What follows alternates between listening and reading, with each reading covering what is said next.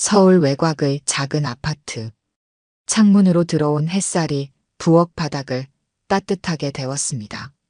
최동기는 여느 때처럼 신문을 읽으며 아침을 맞이했습니다. 75세의 그 얼굴에는 세월의 흔적이 깊게 패여 있었지만 눈빛만은 여전히 맑았습니다. 여보, 오늘은 된장찌개 먹을래요? 어제 남은 두부도 있고. 정옥자가 냉장고 문을 열며 물었습니다. 72세의 그녀는 여전히 부지런했습니다.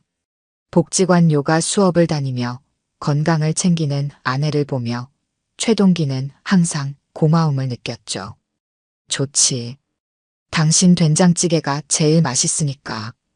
최동기의 대답에 정옥자는 살짝 미소를 지었습니다. 40년 넘게 함께한 부부였지만 이런 소소한 일상이 두 사람의 행복이었습니다. 자녀들은 모두 출가하여 각자의 삶을 살고 있었고 이제는 명절에나 손녀와 함께 만나는 것이 전부였습니다. 아, 그리고 오늘 약국에 들를게요. 내 혈압약도 떨어져 가고. 정옥자는 다시 냉장고 앞에서 반찬통을 꺼내며 말했습니다. 최동기는 고개를 끄덕였습니다. 아내는 항상 건강에 신경 쓰는 편이었습니다. 복지관에서 요가를 배우기 시작한 것도 그 때문이었죠. 당신도 가끔은 병원 가봐요. 요즘 기침 심하던데. 정옥자의 걱정에 최동기는 손을 내저었습니다. 괜찮아. 나이 들면 다 그렇지 뭐. 아침 식사를 마친 후 정옥자는 설거지를 하고 최동기는 베란다에 나가 화분에 물을 주었습니다. 평범한 하루가 시작된 것처럼 보였습니다. 누구도 이날이 그들의 마지막 평범한 아침이 될 줄은 몰랐습니다. 오후가 되자 정옥자는 복지관에 다녀온다며 나갔습니다. 최동기는 텔레비전을 보며 시간을 보냈죠. 저녁 무렵 정옥자가 돌아왔을 때는 평소보다 얼굴이 조금 상기되어 있었습니다. 어디 아파요? 최동기가 걱정스레 물었습니다. 아니에요. 복지관에서 좀 많이 움직였나 봐요. 조금 쉬면 괜찮아질 거예요. 정옥자는 그렇게 말하며 저녁 준비를 시작했습니다. 평소와 같은 일상이었습니다. 저녁을 먹고 텔레비전을 함께 본 후 잠자리에 들었습니다. 다음 날 아침, 최동기는 평소처럼 일어나 신문을 펼쳤습니다. 정옥자도 일어나 부엌으로 향했습니다. 평소처럼 반찬을 꺼내던 중 갑자기 그녀가 화장실로 향했습니다. 여보, 괜찮아요? 최동기가 물었지만 대답이 없었습니다. 이상하게 여긴 그는 화장실 문을 두드렸습니다. 여전히 대답이 없자 문을 열었습니다. 정옥자가 바닥에 쓰러져 있었습니다.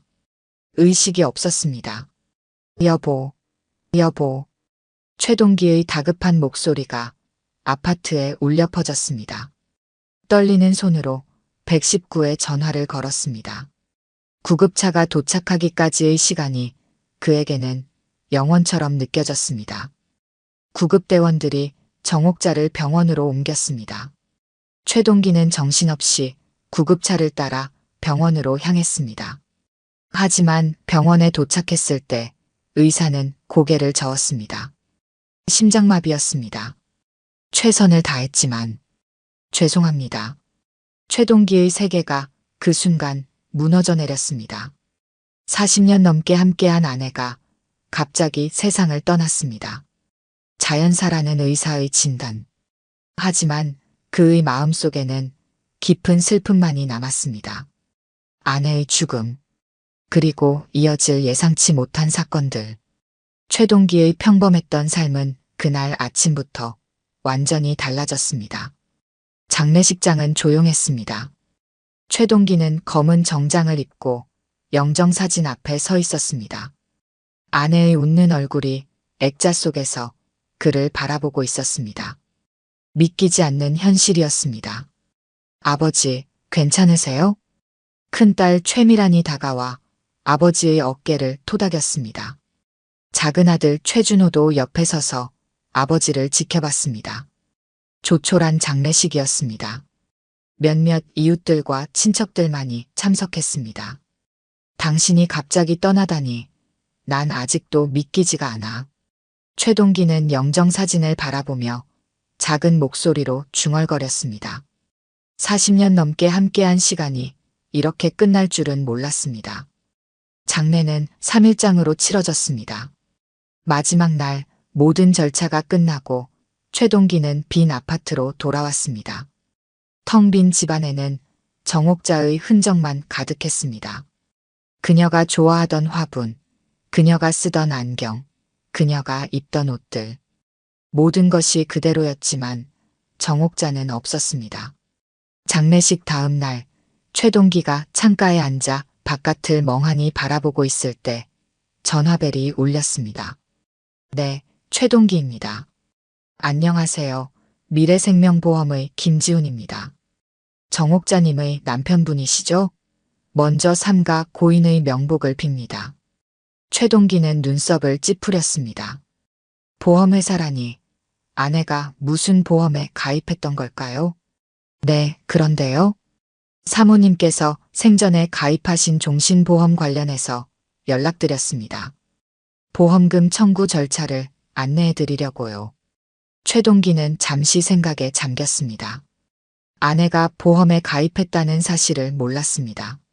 하지만 그것보다 더 이상한 것은 다음에 들려온 보험사 직원의 말이었습니다. 수익자가 따로 지정되어 있어서 확인차 연락드렸습니다. 제가 아닙니까? 최동기의 질문에 보험사 직원은 잠시 침묵했습니다. 아, 수익자는 박성진님으로 지정되어 있습니다. 박성진이요? 누굽니까? 그 사람이? 최동기의 목소리가 높아졌습니다. 박성진이라는 이름은 처음 듣는 이름이었습니다. 저희도 자세한 정보는 알 수 없습니다. 다만 보험 계약 당시 고인께서 직접 수익자로 지정하셨고 관련 서류에 서명하셨습니다. 최동기는 혼란스러웠습니다. 아내가 모르는 사람을 보험금 수익자로 지정했다니. 그것도 자신에게 전혀 알리지 않고. 혹시 조카일지도 모르겠군요. 최동기는 문득 아내가 종종 언급했던 말이 떠올랐습니다. 돌봐줘야 할 조카가 있어. 아내는 가끔 그런 말을 했습니다. 최동기는 그저 친척의 아이를 잠시 돌봐준다는 의미로 알고 있었습니다. 혹시 그 조카의 이름이 박성진일까요? 하지만 그렇다 해도 보험금 수익자로 지정할 만큼 가까운 사이였던 걸까요? 수익자 변경이 가능합니까? 최동기가 물었습니다. 죄송합니다만 고인이 서명한 계약이라 변경이 어렵습니다. 법적으로 수익자 권리가 인정되기 때문에요. 통화가 끝난 후 최동기는 깊은 생각에 잠겼습니다. 불쾌한 기분이 가시지 않았습니다. 40년을 함께한 아내가 자신도 모르게 다른 사람을 보험금 수익자로 지정했다니. 그것도 알지도 못하는 사람을요. 다음 날 보험사에서 다시 연락이 왔습니다. 박성진님께서 보험금 청구 서류를 제출하셨습니다. 절차대로 진행하려고 합니다. 최동기는 놀랐습니다. 박성진이라는 사람이 이미 보험금을 청구했다니. 그토록 빠르게 움직였다니 수상했습니다. 잠깐만요. 그 사람이 정말 제 아내와 관계가 있는 사람인지 확인은 하셨습니까? 기본적인 신원 확인은 했습니다. 고인이 생전에 지정한 수익자가 맞습니다. 최동기는 말을 잃었습니다. 무언가 이상했습니다. 아내가 자신에게 말하지 않은 비밀이 있었던 걸까요? 아니면 단순히 친척을 위한 배려였을까요? 하지만 마음 한구석에서는 불안감이 커져갔습니다.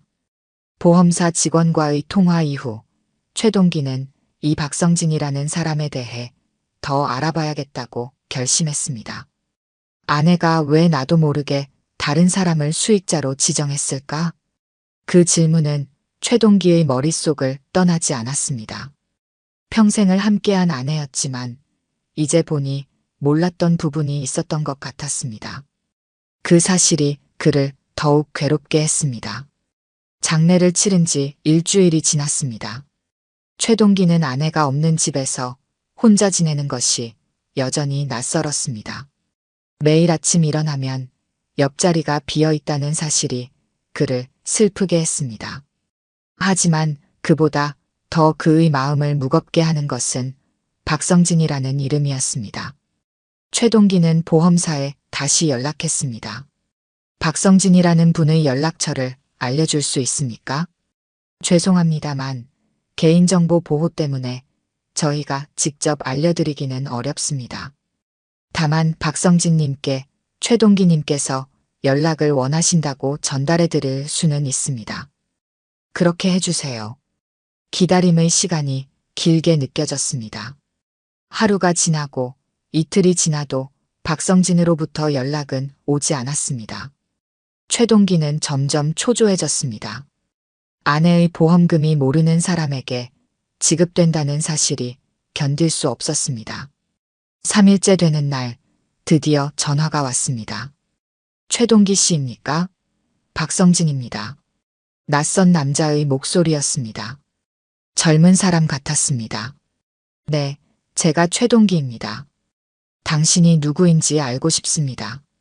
어떻게 제 아내의 보험금 수익자가 되었는지요? 아, 그건 정옥자 씨가 직접 지정하신 겁니다. 저희는 오랫동안 알고 지냈거든요. 박성진의 말투는 가볍고 불성실하게 들렸습니다. 마치 중요하지 않은 일인 것처럼 말했습니다. 어떤 관계였습니까? 제 아내와 당신이 그냥 알고 지내던 사이였습니다. 더 이상 말씀드릴 게 없네요. 그리고 전화는 갑자기 끊겼습니다. 최동기는 다시 걸었지만 받지 않았습니다. 그 다음 날도 마찬가지였습니다. 박성진은 의도적으로 전화를 피하는 것 같았습니다. 최동기는 보험사에 다시 연락했습니다. 보험금 지급을 보류해 주실 수 있습니까? 제가 이 박성진이라는 사람에 대해 좀 더 알아봐야 할 것 같습니다. 법적으로는 지급을 미룰 만한 근거가 필요합니다. 단순한 의심만으로는 어렵습니다.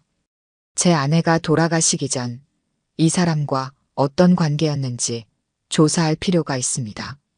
부정한 방법으로 보험금 수익자가 되었을 가능성도 있지 않습니까? 보험사 직원은 잠시 생각하더니 대답했습니다.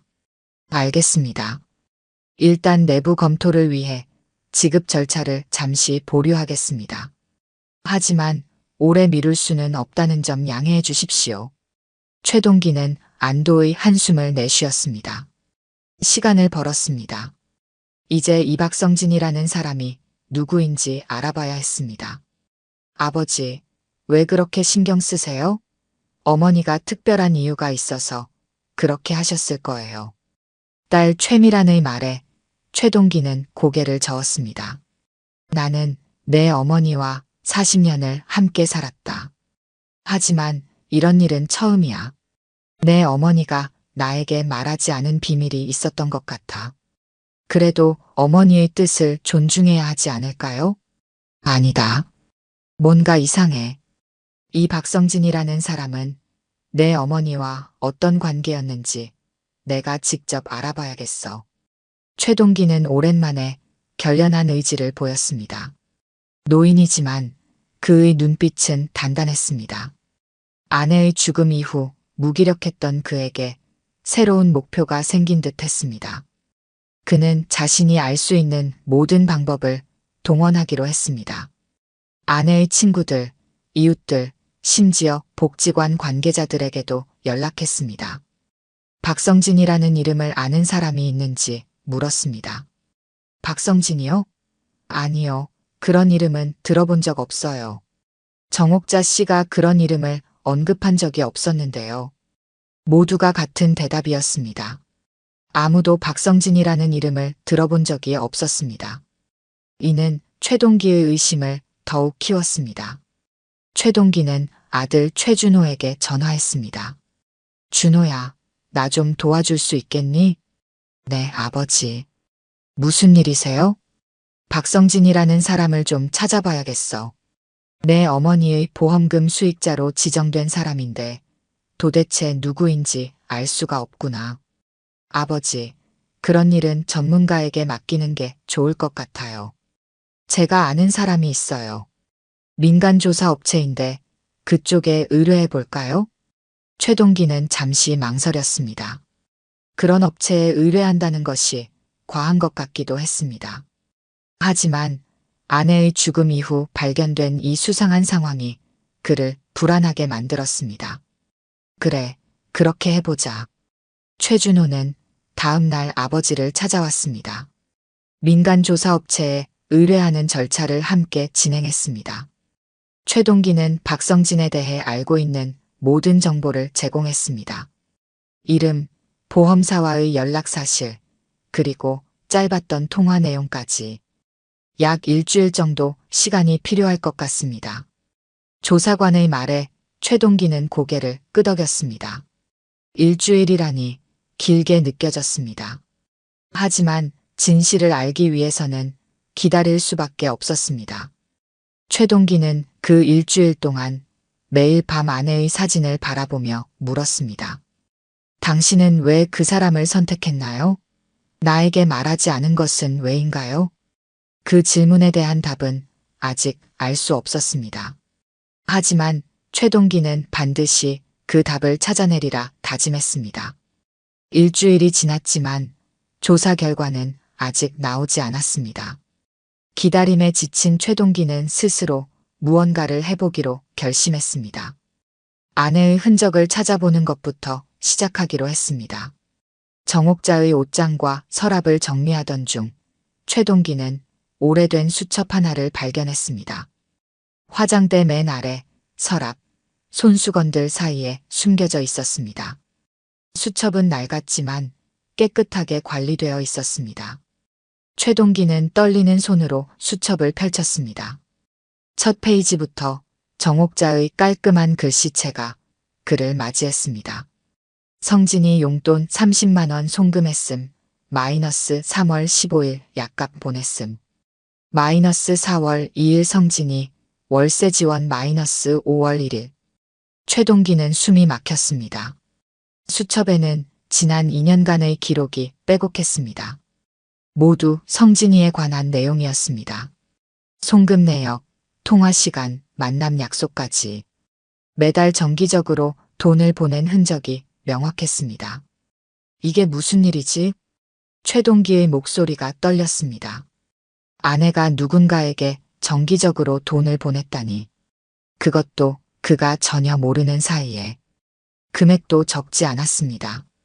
수첩 마지막 페이지에는 성진이 병원비 100만 원이라는 메모도 있었습니다. 최동기는 서둘러 아내의 통장을 찾았습니다. 서류함에 보관된 통장을 꺼내 내역을 확인했습니다. 매달 비슷한 날짜에 30만 원에서 100만 원 사이의 금액이 출금되어 있었습니다. 받는 사람은 박성진으로 표기되어 있었습니다. 이렇게 큰 돈을 보냈는데 내가 전혀 몰랐다니. 최동기는 충격에 빠졌습니다. 평생을 함께한 아내가 그에게 비밀을 숨겼다는 사실이 믿기지 않았습니다. 더 큰 충격은 그 다음이었습니다. 최동기는 아내의 스마트폰을 찾았습니다. 정옥자는 스마트폰을 사용했지만 주로 간단한 통화와 문자 정도만 했습니다. 최동기는 스마트폰을 켰지만 비밀번호가 걸려 있었습니다. 아버지, 어머니 폰 비밀번호 아세요? 딸 최미란에게 전화했습니다. 글쎄, 어머니 생일이 아닐까? 315 한번 해보세요. 최동기는 비밀번호를 입력했습니다. 하지만 틀렸습니다. 아내의 생일도 아니었습니다. 여러 번 시도 끝에 결국 포기했습니다. 준호야, 이 폰 좀 열 수 있겠니? 비밀번호를 모르겠어. 최준호는 다음 날 아버지를 찾아와 스마트폰을 확인했습니다. IT 회사에 다니는 최준호는 지인의 도움을 받아 스마트폰을 열 수 있었습니다. 아버지, 어머니 폰이요. 최동기는 열린 스마트폰을 받아들었습니다. 가장 먼저 눈에 띈 것은 메신저 앱이었습니다. 평소 정옥자가 메신저를 사용한다고는 생각지 못했습니다. 그런데 앱을 열어보니 성진 동생이라는 이름의 대화방이 있었습니다. 최동기는 떨리는 손으로 대화방을 열었습니다. 그곳에는 수많은 대화 내용이 있었습니다. 여보, 오늘도 잘 지내셨어요? 네, 덕분에 잘 지냈습니다. 보내주신 돈 잘 받았어요. 약은 잘 드시고 계세요? 건강이 최우선이에요. 보고 싶어요. 다음 주에 만날 수 있을까요? 사랑해요. 항상 감사합니다. 최동기는 몸이 굳어버렸습니다. 여보라니, 사랑해요라니. 이건 단순한 조카와의 대화가 아니었습니다. 메시지 내용은 명백했습니다. 정옥자와 박성진은 특별한 관계였던 것입니다. 아버지, 괜찮으세요? 최준호가 걱정스럽게 물었습니다. 최동기의 얼굴이 창백해졌습니다. 내 어머니가 말을 잇지 못했습니다. 눈물이 그의 주름진 볼을 타고 흘러내렸습니다. 40년 동안 믿었던 아내가 다른 남자와 그런 관계였다니. 배신감이 밀려왔습니다. 최준호는 아버지의 어깨를 감싸 안았습니다. 그도 충격을 받은 표정이었습니다. 아버지, 더 자세히 알아봐야 할 것 같아요. 섣불리 판단하지 맙시다. 하지만 최동기의 마음은 이미 무너져 내렸습니다. 스마트폰에는 더 많은 증거가 있었습니다. 정옥자가 박성진에게 보낸 사진들, 만남의 약속, 그리고 사랑의 메시지들. 모든 것이 두 사람의 관계를 명백하게 보여주었습니다. 이 사람, 얼마나 젊은 거지? 최동기는 사진을 보며 물었습니다. 박성진은 50대 초반으로 보였습니다. 정옥자보다 20살이나 어린 남자였습니다. 민간 조사 결과가 나오면 더 자세히 알 수 있을 거예요, 아버지. 최준호의 말에 최동기는 고개를 끄덕였습니다. 하지만 이미 많은 것이 드러났습니다. 아내는 자신도 모르게 다른 남자와 깊은 관계를 맺고 있었던 것입니다. 그것도 자신보다 훨씬 젊은 남자와. 최동기는 그날 밤 잠을 이루지 못했습니다. 40년간의 결혼 생활이 거짓이었던 건지 아니면 최근에 시작된 일인지 알 수 없었습니다. 어느 쪽이든 아내의 배신은 명백했습니다.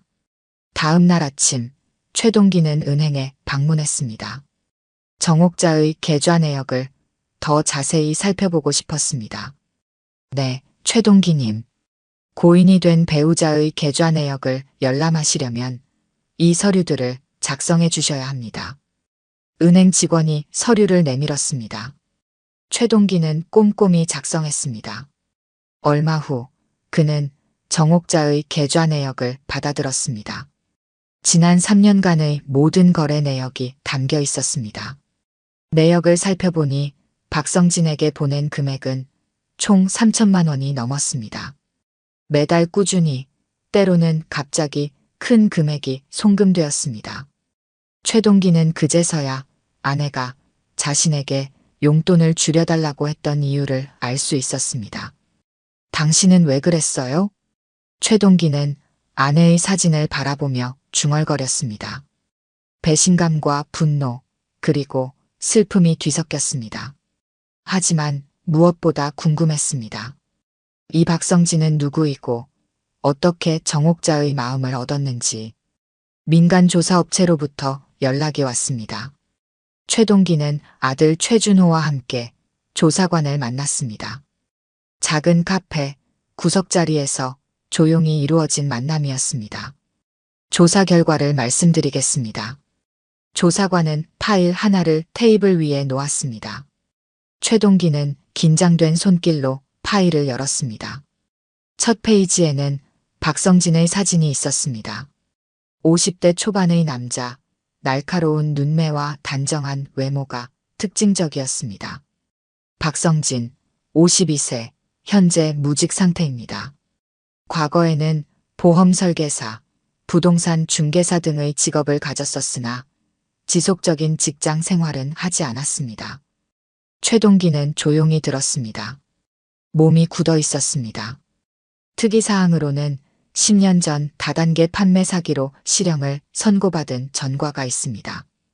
그 후 몇 년간 생활고에 시달렸으나 최근 1년 사이에 생활 수준이 크게 향상된 것으로 보입니다. 조사관은 말을 이어갔습니다. 정옥자 님과의 관계는 약 3년 전부터 시작된 것으로 파악됩니다. 처음에는 복지관에서 진행된 스마트폰 교육 프로그램에서 강사로 활동하며 알게 된 것으로 보입니다. 스마트폰 교육이요? 최동기가 물었습니다. 그는 아내가 복지관에서 요가 수업을 듣는 것은 알았지만 스마트폰 교육을 받았다는 사실은 몰랐습니다. 네, 정옥자님은 3년 전부터 지역 복지관에서 진행하는 스마트폰 활용 교육을 받았고 박성진은 그곳에서 자원봉사자로 활동했습니다. 하지만 그 후 박성진은 복지관에서 나와 개인적으로 정옥자 님을 포함한 몇몇 여성 노인들과 연락을 유지했습니다. 최동기의 얼굴이 어두워졌습니다. 아내가 자신에게 말하지 않은 활동들이 있었다는 사실이 그를 더욱 슬프게 했습니다. 금전적 거래는요? 최준호가 물었습니다. 정옥자님은 지난 3년간 박성진에게 총 3,800만 원가량을 송금한 것으로 확인됩니다. 초기에는 소액이었으나 시간이 지날수록 금액이 커졌습니다. 특히 지난 1년간은 매달 100만 원 정도를 정기적으로 보냈습니다. 최동기는 충격에 빠졌습니다. 3,800만 원이라니. 그들의 노후 자금 중 상당한 금액이었습니다. 박성진의 현재 상황은 어떻습니까? 최동기가 물었습니다. 현재 서울 동부의 한 오피스텔에 거주 중입니다.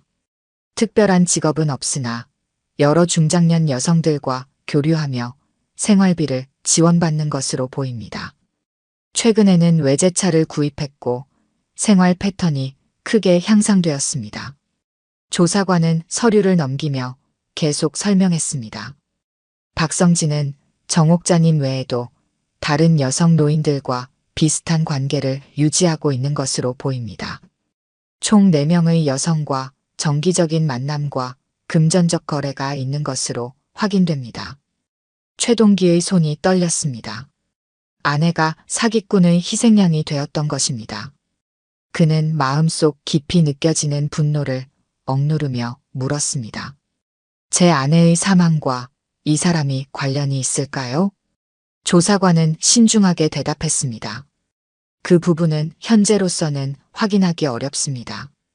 다만 정옥자님이 사망하기 일주일 전 박성진과 마지막으로 만난 것은 확인했습니다.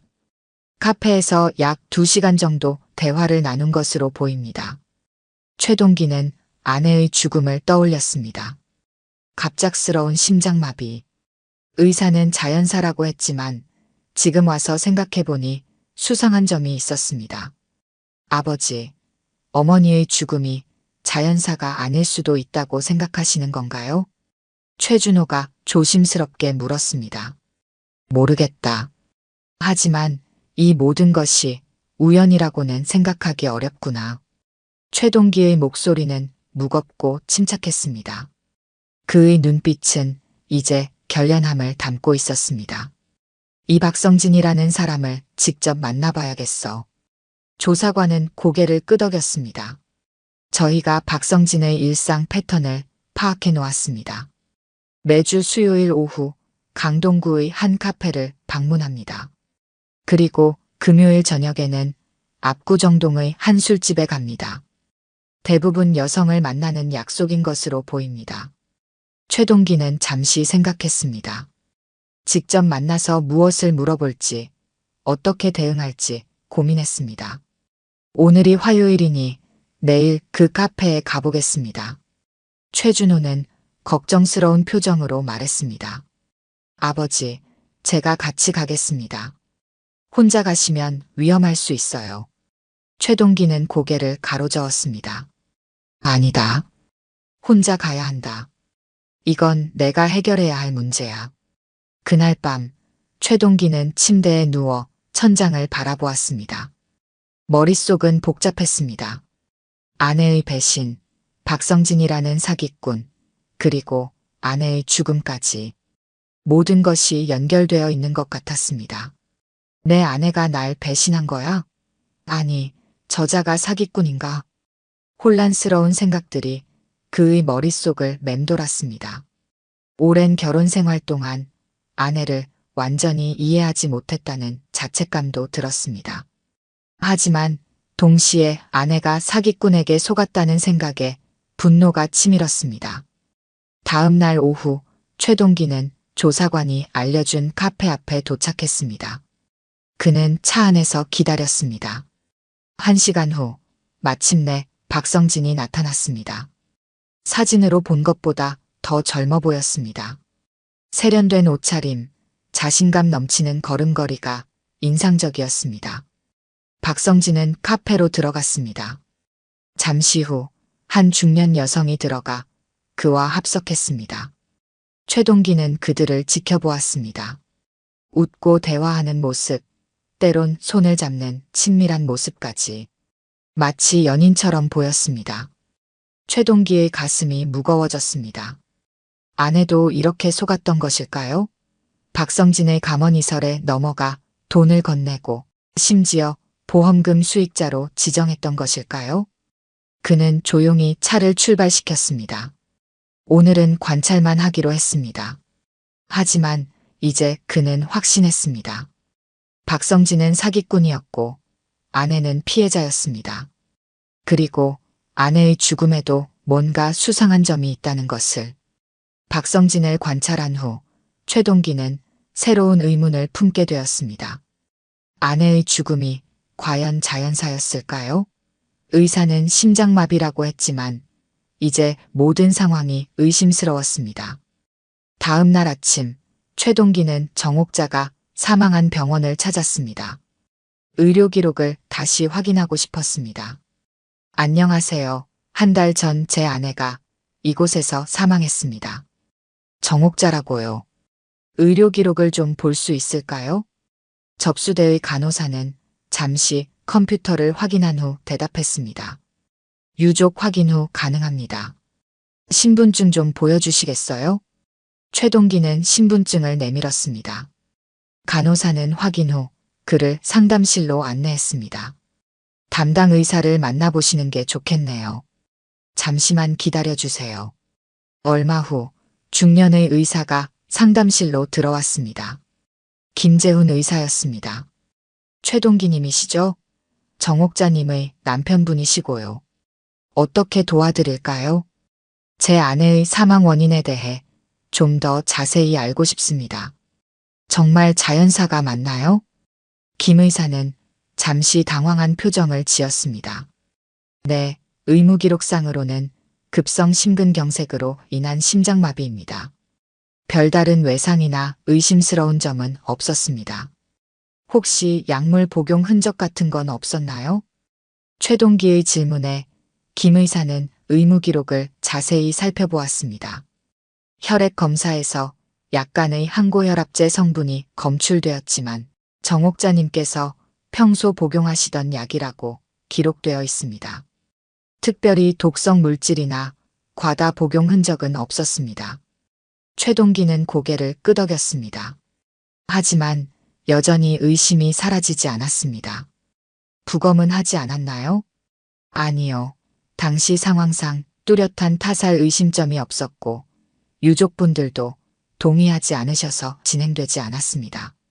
최동기는 한숨을 내쉬었습니다. 지금 와서 부검을 요청하는 것은 불가능했습니다. 화장이 이미 진행되었기 때문이었습니다. 혹시 아내가 마지막으로 병원에 방문했을 때 기록은 볼 수 있을까요? 김 의사는 다시 컴퓨터를 확인했습니다. 사망 일주일 전에 건강검진을 받으셨네요. 별다른 이상은 없었습니다. 혈압이 약간 높았고 그에 따른 약물 처방이 있었습니다. 그 약은 무엇이었나요? 일반적인 항고혈압제인 암로디핀이었습니다. 하루 한 번, 5mg씩 복용하도록 처방되었습니다. 최동기는 생각에 잠겼습니다. 아내가 평소 건강에 신경 쓰던 사람이었는데 갑자기 심장마비로 사망한 것이 이상했습니다. 혹시 다른 약을 같이 복용했을 경우 위험할 수 있나요? 김 의사는 잠시 생각하더니 대답했습니다. 네, 일부 약물은 상호작용을 일으킬 수 있습니다. 특히 항우울제나 일부 진통제와 함께 복용하면 혈압이 급격히 떨어질 수 있고요. 하지만 그런 약물은 검출되지 않았습니다. 최동기는 고개를 끄덕였습니다. 더 이상의 정보를 얻기는 어려워 보였습니다. 하지만 그는 포기하지 않았습니다. 병원을 나온 최동기는 바로 약국으로 향했습니다. 아내가 자주 이용하던 동네 약국이었습니다. 안녕하세요. 제 아내 정옥자가 항상 이용하던 약국이라고 들었습니다. 약사는 고개를 끄덕였습니다. 네, 정옥자님은 오랜 단골이셨습니다. 정말 안타까운 일이었습니다. 삼가 고인의 명복을 빕니다. 혹시 아내가 어떤 약을 주로 구매했는지 기억하시나요? 약사는 컴퓨터를 확인했습니다. 처방약은 항고혈압제와 가끔 관절통 때문에 진통제를 받아가셨습니다. 그리고 일반 의약품으로는 종합 비타민을 자주 구매하셨어요. 마지막으로 방문한 날은 언제인가요? 사망하시기 이틀 전에 오셨습니다. 항고혈압제 처방을 받아가셨어요. 최동기는 생각에 잠겼습니다. 별다른 이상은 없어 보였습니다. 하지만 그는 한 가지 더 물어보았습니다. 혹시 아내가 다른 사람과 함께 온 적이 있나요? 약사는 잠시 생각하더니 대답했습니다. 몇 번 있었어요. 젊은 남자분과 함께 오신 적이 있습니다. 조카라고 소개하셨어요. 최동기의 심장이 빠르게 뛰기 시작했습니다. 그 남자가 어떻게 생겼는지 기억하시나요? 키가 크고 단정하게 생긴 50대 초반 정도의 남자분이었습니다. 정옥자님을 많이 챙기는 것처럼 보였어요. 박성진의 모습과 일치했습니다. 최동기는 긴장된 목소리로 물었습니다. 그 남자가 약을 대신 사간 적도 있나요? 약사는 고개를 끄덕였습니다. 네, 한두 번 정도요. 정옥자님의 건강을 많이 걱정하는 것처럼 보였습니다. 최동기는 약국을 나와 차에 앉았습니다. 머릿속이 복잡했습니다. 박성진이 아내의 약을 대신 산 적이 있다니. 혹시 그가 약을 바꿔치기 했을 가능성은 없을까요? 그는 다시 민간조사관에게 전화했습니다. 박성진을 더 자세히 조사해 주십시오. 특히 정옥자 사망 직전의 행적과 다른 여성들과의 관계에서 비슷한 패턴이 있는지 알아봐 주세요. 조사관은 알겠다고 대답했습니다. 최동기는 다음 행동을 결정했습니다. 직접 박성진의 집 앞에서 지켜보기로 한 것입니다. 그날 저녁부터 최동기는 박성진의 오피스텔 앞 주차장에 차를 세우고 관찰하기 시작했습니다. 노인의 몸으로 잠복 감시는 쉽지 않았지만 아내의 죽음에 대한 진실을 알고 싶다는 의지가 그를 지탱했습니다. 사흘째 되는 날, 그는 중요한 장면을 목격했습니다. 박성진이 중년 여성과 함께 오피스텔로 들어가는 모습이었습니다. 그리고 2시간 후 그 여성은 비틀거리며 나왔습니다. 마치 몸 상태가 좋지 않은 것처럼 보였습니다. 최동기는 직감적으로 무언가 잘못되었다고 느꼈습니다. 그는 조심스럽게 그 여성에게 다가갔습니다. 괜찮으세요? 여성은 놀란 표정으로 최동기를 바라보았습니다. 네. 네. 괜찮아요. 그냥 좀 어지러워서요.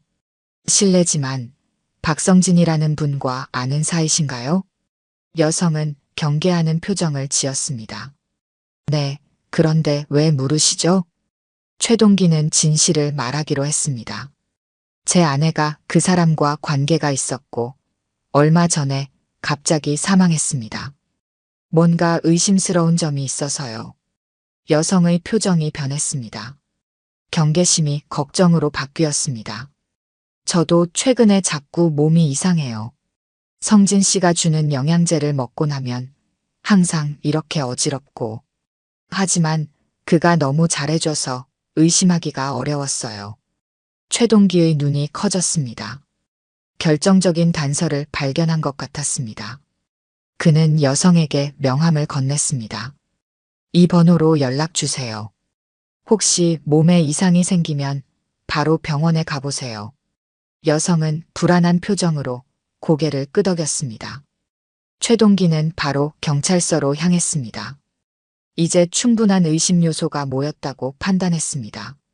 박성진이라는 사람을 신고하고 싶습니다. 보험금 사기가 의심되고 제 아내의 죽음도 자연사가 아닐 수 있습니다. 경찰관은 자세한 진술을 받기 시작했습니다. 최동기는 알고 있는 모든 정보를 제공했습니다. 아내의 보험금, 박성진과의 관계, 약물 의심, 그리고 방금 만난 여성의 이야기까지 조사해 보겠습니다. 하지만 확실한 증거가 없으면 쉽지 않을 수 있습니다. 최동기는 고개를 끄덕였습니다. 증거 수집은 쉽지 않겠지만 이제 그는 멈출 수 없었습니다. 아내의 죽음에 대한 진실을 밝혀야 했습니다. 경찰은 최동기의 신고를 받아들이고 수사에 착수했습니다. 형사 한 명이 최동기의 사건을 맡게 되었습니다. 정현우 형사였습니다. 최동기님, 저희가 박성진에 대한 조사를 시작했습니다. 그런데 법적으로 확실한 증거가 없으면 수사를 진행하기 어려울 수 있습니다. 최동기는 고개를 끄덕였습니다. 그는 이미 그런 말을 예상하고 있었습니다. 제가 수집한 자료가 있습니다. 민간 조사관을 통해 알아낸 박성진의 정보, 아내의 통장 내역, 메시지 기록 등입니다. 최동기는 준비해온 서류 뭉치를 정현우 형사에게 건넸습니다. 형사는 자료를 꼼꼼히 살펴보았습니다. 이 자료들은 분명 박성진과 정옥자님의 관계를 보여주는 증거가 됩니다. 하지만 사망과의 연관성을 입증하기는 아직 부족합니다. 최동기의 표정이 어두워졌습니다. 그때 그의 전화가 울렸습니다. 여보세요? 최동기 씨인가요? 박성진의 오피스텔 앞에서 만났던 여자입니다. 이선이라고 해요. 최동기는 눈을 크게 떴습니다. 얼마 전 박성진의 집 앞에서 만났던 중년 여성이었습니다. 네, 기억합니다. 어떻게 지내세요? 병원에 갔었어요. 혹시나 해서 혈액 검사를 했는데 특이한 약물이 검출되었다고 합니다. 의사가 누군가 고의로 약을 섞었을 가능성이 있다고 말하더군요. 최동기는 정현우 형사를 바라보았습니다. 형사도 관심을 보이며 전화 통화에 귀를 기울였습니다. 이선희 씨, 혹시 경찰에 이 내용을 진술해 주실 수 있을까요? 지금 저는 경찰서에 있습니다. 이선희는 잠시 망설이는 듯 했지만 이내 동의했습니다. 네, 가겠습니다. 저도 이 일이 너무 무서워요. 1시간 후 이선희가 경찰서에 도착했습니다. 그녀는 정현우 형사에게 자세한 상황을 설명했습니다. 박성진 씨는 항상 저에게 영양제라며 약을 건네주었어요. 처음에는 별 의심 없이 먹었는데 먹고 나면 항상 어지럽고 가슴이 두근거렸습니다. 그날도 마찬가지였고요. 이선희는 병원에서 받은 혈액 검사 결과지를 건넸습니다. 의사가 이 약물은 고혈압 약과 함께 복용하면 위험할 수 있다고 했어요. 저는 고혈압이 있거든요. 정현우 형사의 표정이 심각해졌습니다. 그는 결과지를 자세히 살펴본 후 동료들과 논의하기 시작했습니다. 이 진술과 증거로 박성진에 대한 수사 영장을 청구할 수 있을 것 같습니다. 최동기는 안도의 한숨을 내쉬었습니다. 드디어 진전이 있었습니다. 이튿날 경찰은 박성진의 오피스텔을 압수수색했습니다. 그곳에서 다양한 약물과 여러 여성들의 개인정보가 담긴 노트가 발견되었습니다. 노트에는 여성들의 건강 상태, 보험 가입 여부, 그리고 접근 방법이라는 제목 아래 자세한 계획이 적혀 있었습니다. 정현우 형사는 최동기에게 전화했습니다. 박성진을 체포했습니다. 그의 집에서 발견된 증거들이 상당히 결정적입니다. 최동기는 안도했지만 동시에 마음이 무거웠습니다. 아내가 이런 사기꾼에게 속았다는 사실이 그를 슬프게 했습니다. 정옥자님의 사망과 관련해서는 어떻게 되나요? 법의학 전문가가 정옥자님의 사망 당시 혈액 샘플을 재검사하고 있습니다. 다행히 병원에서 보관 중이던 샘플이 있었습니다. 며칠 후 검사 결과가 나왔습니다. 정현우 형사가 최동기를 경찰서로 불렀습니다. 최동기님, 검사 결과 정옥자님의 혈액에서 벤조디아제핀 계열의 약물이 과다 검출되었습니다. 이 약물은 고혈압 약과 함께 복용하면 심장에 부담을 줄 수 있습니다. 최동기의 얼굴이 창백해졌습니다. 아내가 약물로 인해 사망했다는 사실이 확인된 것입니다. 그럼 박성진이 제 아내를... 정현우 형사는 고개를 끄덕였습니다. 박성진의 통화 기록과 계좌 내역, 메신저 대화 내용을 모두 조사했습니다. 그는 정옥자 님뿐만 아니라 다수의 중장년 여성들과 비슷한 방식으로 관계를 맺고 있었습니다. 형사는 서류 하나를 최동기에게 건넸습니다. 특히 이 내용이 결정적입니다. 박성진이 정옥자님에게 보낸 메시지 중에 약 잘 먹었어요? 라는 내용이 여러 차례 있었고 정옥자님이 사망하기 전날에도 동일한 메시지가 있었습니다. 최동기는 서류를 받아들었지만 손이 떨렸습니다. 아내의 죽음이 사고가 아니라 타살이었다는 사실을 받아들이기 어려웠습니다. 더 결정적인 것은 박성진의 노트에서 발견된 내용입니다. 정옥자 마이너스 보험금 2억 5월 중 처리라는 메모가 있었습니다. 이는 계획적인 범행임을 강하게 시사합니다. 최동기는 슬픔과 분노가 뒤섞인 감정으로 고개를 숙였습니다. 아내가 이런 끔찍한 일을 당했다니 믿기지 않았습니다. 그리고 가장 충격적인 사실은 이것이 처음이 아니라는 점입니다. 정현우 형사는 다른 서류 하나를 최동기에게 보여주었습니다. 박성진은 3년 전에도 비슷한 패턴으로 한 여성으로부터 보험금을 받은 전력이 있습니다. 당시에는 증거 부족으로 수사가 중단되었지만 이번 사건을 계기로 재수사가 시작될 예정입니다. 최동기는 충격에 빠졌습니다. 박성진은 단순한 사기꾼이 아니라 계획적인 살인자였던 것입니다. 그는 어떤 처벌을 받게 되나요? 현재로서는 사기 및 살인 혐의로 기소될 예정입니다. 증거가 상당히 명확하기 때문에 중형이 예상됩니다. 최동기는 고개를 끄덕였습니다. 적어도 정의는 실현될 것 같았습니다. 하지만 그것이 아내를 돌려놓지는 못할 것입니다. 다음 날 박성진에 대한 구속심사가 열렸습니다. 최동기는 법원에 참석했습니다. 박성진은 수갑을 찬 채로 법정에 들어왔습니다. 최동기는 처음으로 가까이서 그의 얼굴을 보았습니다. 세련된 외모 뒤에 숨겨진 차가운 눈빛이 인상적이었습니다. 구속심사는 빠르게 진행되었습니다. 판사는 증거의 명확성과 도주 우려를 고려해 구속영장을 발부했습니다. 최동기는 법원을 나오며 깊은 숨을 내쉬었습니다. 진실이 밝혀지고 범인이 잡혔지만 그의 마음은 여전히 무거웠습니다. 아내가 왜 그런 남자를 믿었는지, 왜 그에게 말하지 않았는지 이해할 수 없었습니다. 경찰 조사 결과에 따르면 박성진은 중장년 여성들을 노린 전문적인 사기꾼이었습니다. 그는 복지관이나 문화센터 같은 곳에서 자원봉사자로 활동하며 외로운 여성들에게 접근했습니다. 처음에는 친절하고 다정한 태도로 신뢰를 쌓은 후 점차 감정적인 관계로 발전시켰습니다. 그는 여성들에게 투자나 사업을 핑계로 돈을 요구하기도 했고, 일부는 보험금 수익자로 지정하도록 유도했습니다. 그리고 때가 되면 약물을 이용해 그들의 건강을 해치거나 심지어 사망에 이르게 했습니다. 정옥자도 그런 희생자 중 한 명이었습니다. 외로움을 느끼던 그녀에게 박성진은 따뜻한 관심과 애정을 주는 사람처럼 보였을 것입니다.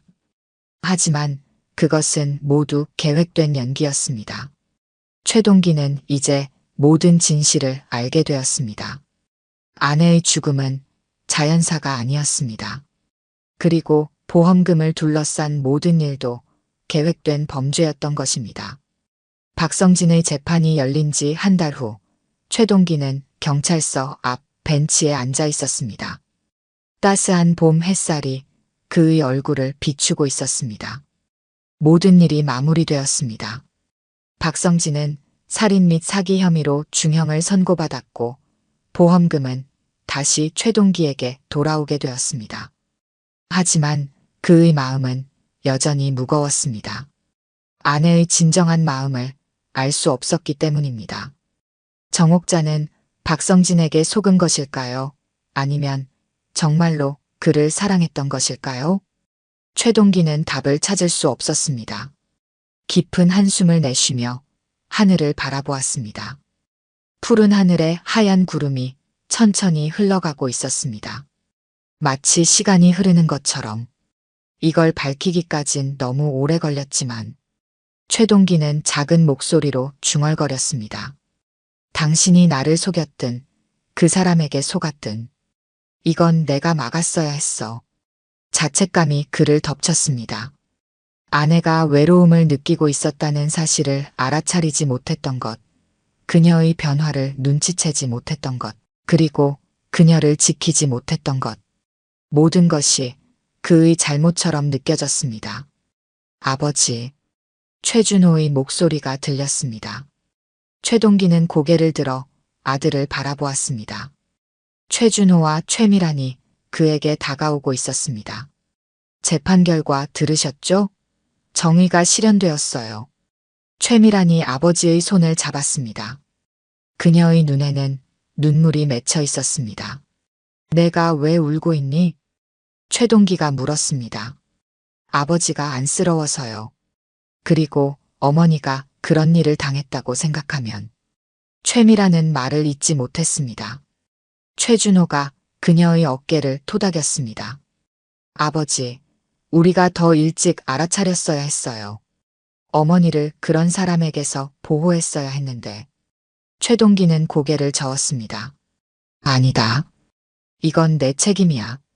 40년을 함께 살았는데 당신이 외로움을 느끼고 있다는 것도 몰랐으니. 최준호는 단호하게 말했습니다. 그건 아버지 잘못이 아니에요. 그 사람은 전문적인 사기꾼이었어요. 여러 여성들을 속여왔다고 하잖아요. 어머니도 그런 사람에게 속은 것뿐이에요. 최동기는 잠시 침묵했습니다. 아들의 말이 맞다는 것을 알면서도 마음 한구석에서는 여전히 자책감이 사라지지 않았습니다. 아버지는 끝까지 진실을 밝혀내셨어요. 어머니를 지켜냈어요. 최미란의 말에 최동기는 쓴웃음을 지었습니다. 너무 늦었지. 이미 당신은. 말을 잇지 못했습니다. 목이 메었습니다. 아니에요, 아버지. 아버지가 없었다면 그 사람은 지금도 다른 사람들을 해치고 있을 거예요. 아버지는 다른 사람들을 구한 거예요. 최동기는 자녀들을 바라보았습니다. 그들의 얼굴에는 존경과 사랑이 담겨 있었습니다. 그는 그제서야 자신이 한 일의 의미를 조금 이해할 수 있었습니다. 할아버지. 뒤에서 작은 목소리가 들렸습니다. 최동기의 손녀 지은이 달려왔습니다. 10살 소녀의 눈빛은 맑고 순수했습니다. 지은아. 최동기는 손녀를 안아주었습니다. 할아버지, 이제 울지 마요. 지은의 작은 손이 최동기의 볼을 닦아주었습니다. 그제서야 최동기는 자신이 울고 있었다는 사실을 알아차렸습니다. 할머니는 하늘나라에서 할아버지가 범인을 잡았다고 좋아하실 거예요. 지은의 순수한 말에 최동기는 작게 웃었습니다. 그래, 내 말이 맞구나. 최동기는 손녀의 머리를 쓰다듬었습니다. 그리고 자녀들을 바라보았습니다. 고맙다. 너희 덕분에 이겨낼 수 있었어. 최미란과 최준호는 아버지를 안아주었습니다. 가족의 따뜻함이 최동기의 마음을 조금씩 치유해 주었습니다. 그래. 이제 너희에게 부끄럽지 않게 살자. 어른답게. 최동기는 결연한 목소리로 말했습니다. 그의 눈빛은 더 이상 슬픔에 잠겨 있지 않았습니다. 대신 앞으로 나아갈 결심이 담겨 있었습니다. 집으로 돌아온 최동기는 서재에 앉아 오래된 사진첩을 펼쳤습니다. 젊은 시절 정옥자와 함께 찍은 사진들, 자녀들이 태어났을 때의 사진들, 그리고 가족 여행 사진들. 행복했던 순간들이 그의 앞에 펼쳐졌습니다. 최동기는 태블릿을 꺼내 사진들을 하나씩 스캔하기 시작했습니다. 디지털 시대에 발맞추어 과거의 추억을 보존하고 싶었습니다. 역설적이게도 아내가 스마트폰을 배운 것처럼 그도 이제 새로운 기술을 배우고 있었습니다. 마지막으로 젊은 시절 정옥자의 웃는 얼굴이 담긴 사진을 스캔하며 최동기는 조용히 말했습니다. 정옥자, 넌 날 버렸지만 난 끝까지 널 지켜냈다. 그의 목소리에는 더 이상 원망이 없었습니다. 대신 평온함과 용서가 깃들어 있었습니다. 아내가 어떤 선택을 했든 40년간의 추억은 지울 수 없는 것이었습니다. 그리고 그는 끝까지 아내를 위해 싸웠습니다. 창밖으로 석양이 지고 있었습니다. 새로운 날이 시작될 것입니다. 최동기는 이제 미래를 바라볼 준비가 되어 있었습니다. 과거에 묶여있지 않고 자녀들과 손녀와 함께 새로운 시간을 만들어갈 것입니다. 아내의 배신으로 시작된 이야기는 이제 용서와 새로운 시작으로 끝을 맺었습니다. 최동기의 삶은 계속될 것입니다. 더 강하고 더 지혜롭게 그리고 더 평화롭게. 오늘 들려드린 이야기가 여러분의 마음에 작은 울림이 되었기를 바랍니다. 이야기가 좋으셨다면 좋아요와 구독 부탁드려요. 다음 사연을 들려드리는데 큰 힘이 된답니다. 그리고 여러분의 이야기도 댓글로 들려주세요. 다음 이야기 때 또 뵙겠습니다. 민수가 제 옆에서 바쁘게 설거지를 하며 오늘 큰 행사에 대해 물었습니다. 저는 국을 젓던 손을 잠시 멈추고 평소처럼 밥이나 맛있게 해주면 된다고 담담하게 대답했습니다. 하지만 솔직히 조금 긴장이 됐습니다. 이른 아침부터 대학 구내식당은 무거운 공기로 가득 차 있었습니다.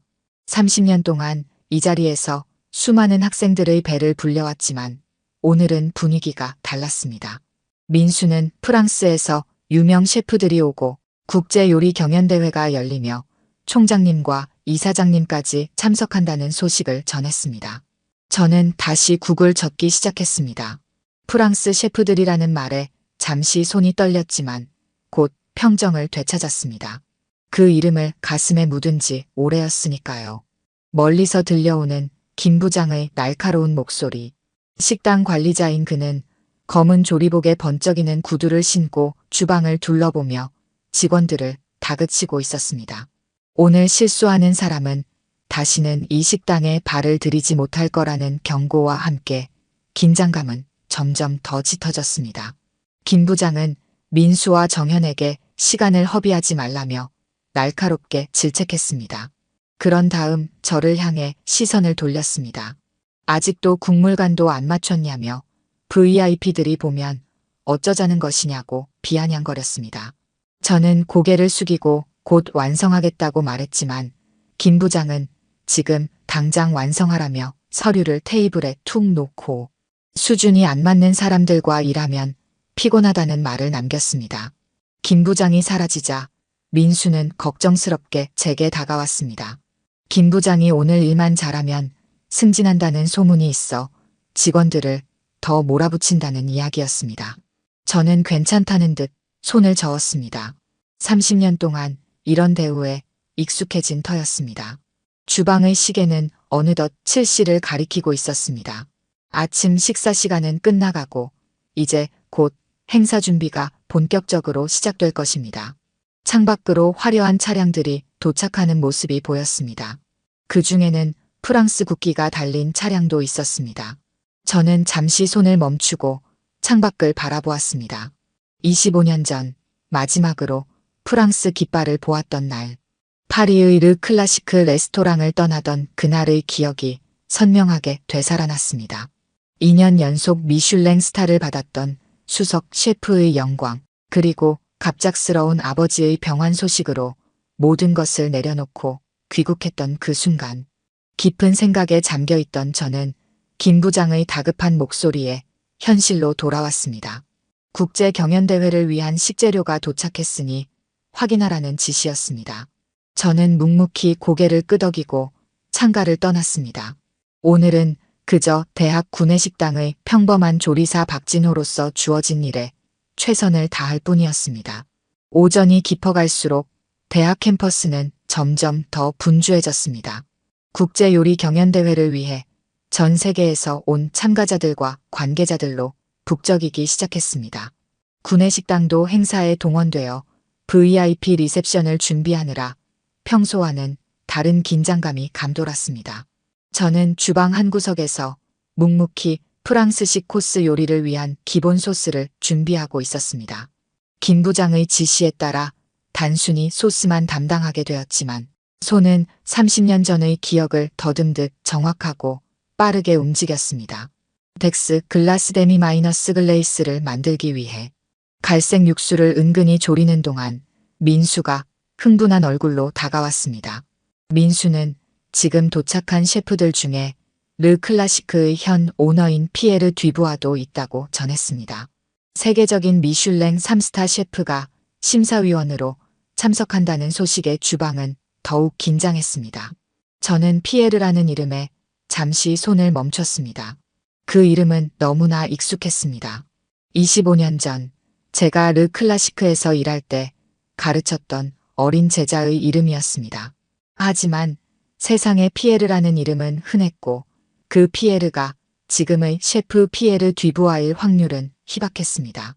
저는 생각을 접고 다시 소스에 집중했습니다. 30년간 지켜온 침묵과 평범한 일상이 흔들릴 이유는 없었습니다. 행사장에서는 총장과 이사장이 도착하여 행사 준비 상황을 점검하고 있었습니다.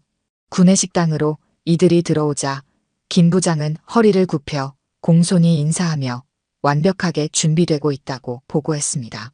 총장은 행사의 중요성을 강조하며 실수 없이 진행해달라고 당부했습니다. 그때 행사 총괄 책임자인 이윤재 교수가 다급하게 구내식당으로 들어왔습니다.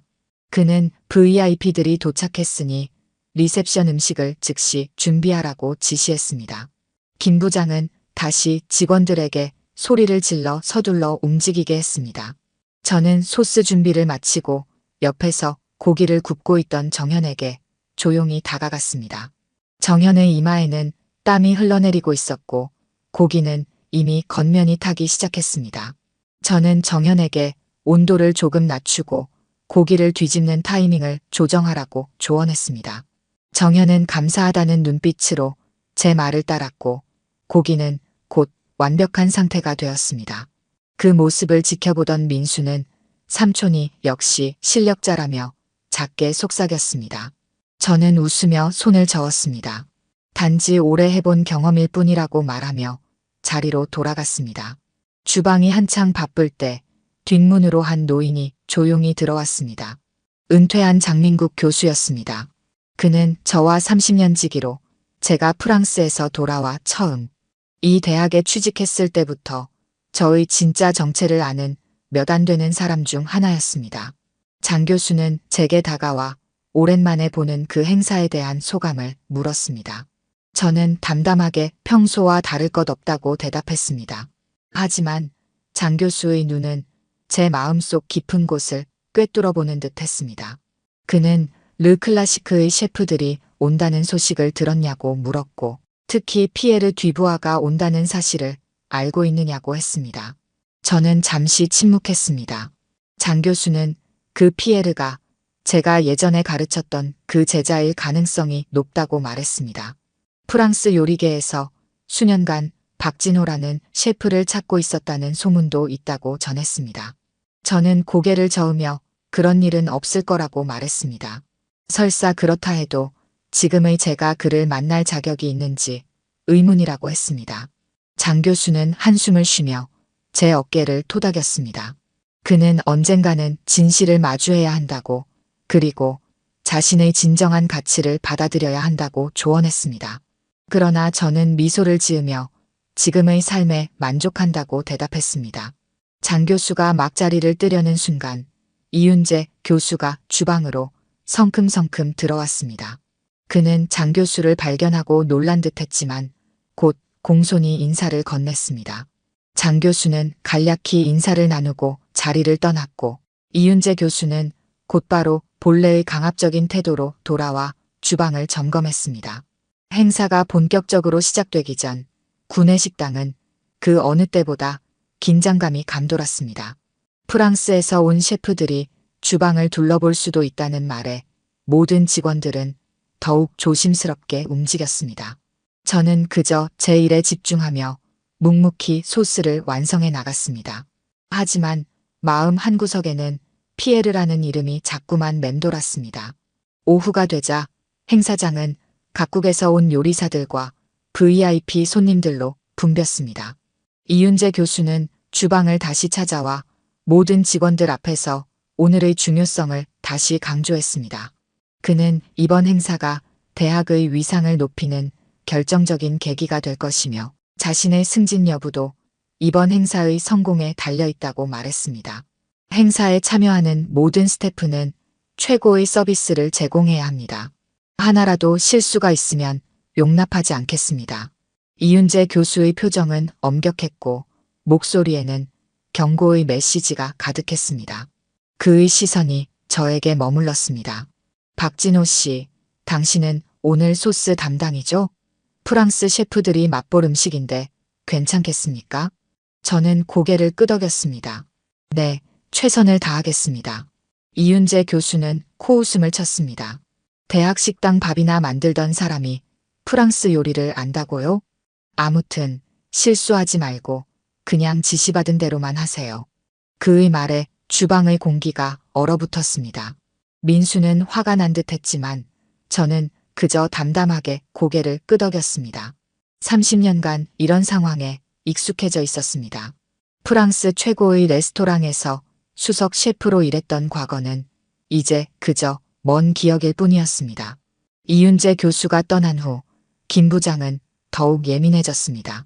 그는 주방을 돌아다니며 모든 것을 꼼꼼히 점검했습니다. 박진호 씨, 그 소스 정말 괜찮은 겁니까? 프랑스 셰프들이 맛보는 거라고요. 혹시 문제가 생기면 우리 모두가 곤란해집니다. 저는 조용히 대답했습니다. 걱정 마세요. 소스는 완벽합니다. 김 부장은 반신반의하는 표정이었지만 다른 일로 바빠 더 이상 저와 대화를 나누지 않았습니다. 잠시 후 장민국 교수가 다시 주방을 찾았습니다. 그는 저에게 다가와 행사장 상황을 전했습니다. 피에르 듀부아가 실제로 도착했으며 그는 여러 사람들에게 한국에서 오래전에 알았던 셰프 박진호를 찾고 있다고 말했다는 것입니다. 이 소식에 저는 잠시 숨이 멎는 듯 했습니다. 그럼 그 피에르가 정말 제 제자였던 그 소년이었던 것입니다. 25년 전 르클라시크에서 처음 만났을 때 그는 20살 간 넘은 청년이었습니다. 요리에 대한 열정과 재능이 눈부셨던 그 소년이 지금은 세계적인 셰프가 되어 저를 찾고 있다니. 장 교수는 제게 자신을 드러낼 기회라고 격려했습니다. 하지만 저는 망설였습니다. 30년간 구내식당 조리사로 산 삶이 갑자기 드러난다면 어떻게 될까요? 그리고 과연 피에르가 저를 알아볼까요? 더 이상 미슐랭 셰프가 아닌 그저 대학 구내식당의 평범한 조리사가 된 저를 생각에 잠겨 있는 동안 이윤재 교수와 다른 중요 인사들이 주방으로 들어왔습니다. 그들 뒤로는 프랑스에서 온 셰프들이 따라오고 있었습니다. 저는 본능적으로 고개를 숙이고 작업대 쪽으로 몸을 돌렸습니다. 이윤재 교수는 셰프들에게 주방을 소개하며 자랑스럽게 설명했습니다. 저희 주방은 최고의 설비를 갖추고 있으며 모든 직원들이 전문적인 교육을 받았습니다. 그때 한 프랑스 셰프가 물었습니다. 소스는 누가 담당하고 있습니까? 오늘 리셉션에서 맛본 소스가 특별했습니다. 이윤재 교수는 잠시 당황했지만 곧 자세를 바로 잡았습니다. 아, 그건 우리 주방의 베테랑인 박진호 씨가 담당했습니다. 모든 시선이 저에게 쏠렸습니다. 저는 천천히 고개를 들고 인사를 건넸습니다. 그리고 그 순간 셰프들 중 한 명과 눈이 마주쳤습니다. 키가 크고 날렵한 체격의 중년 남성. 그의 눈이 순간 커졌습니다. 박진호? 그가 프랑스어로 물었습니다. 제가 아는 그 박진호 셰프 맞습니까? 주방은 순간 정적에 휩싸였습니다. 이윤재 교수의 표정은 혼란스러웠고 김 부장은 의아한 눈으로 저를 바라보았습니다. 민수는 놀라움에 입을 다물지 못했습니다. 저는 25년 만에 다시 프랑스어로 대답했습니다. 네, 저입니다. 그 순간 피에르 듀부아의 얼굴에 믿을 수 없다는 표정이 스쳤고 그는 한 걸음 다가와 저를 자세히 바라보았습니다. 정말 당신입니까? 제 스승님? 주방은 침묵에 휩싸였습니다. 피에르 듀부아의 질문이 공기 중에 맴돌았습니다. 이윤재 교수는 당혹스러운 표정으로 저와 피에르를 번갈아 바라보았습니다.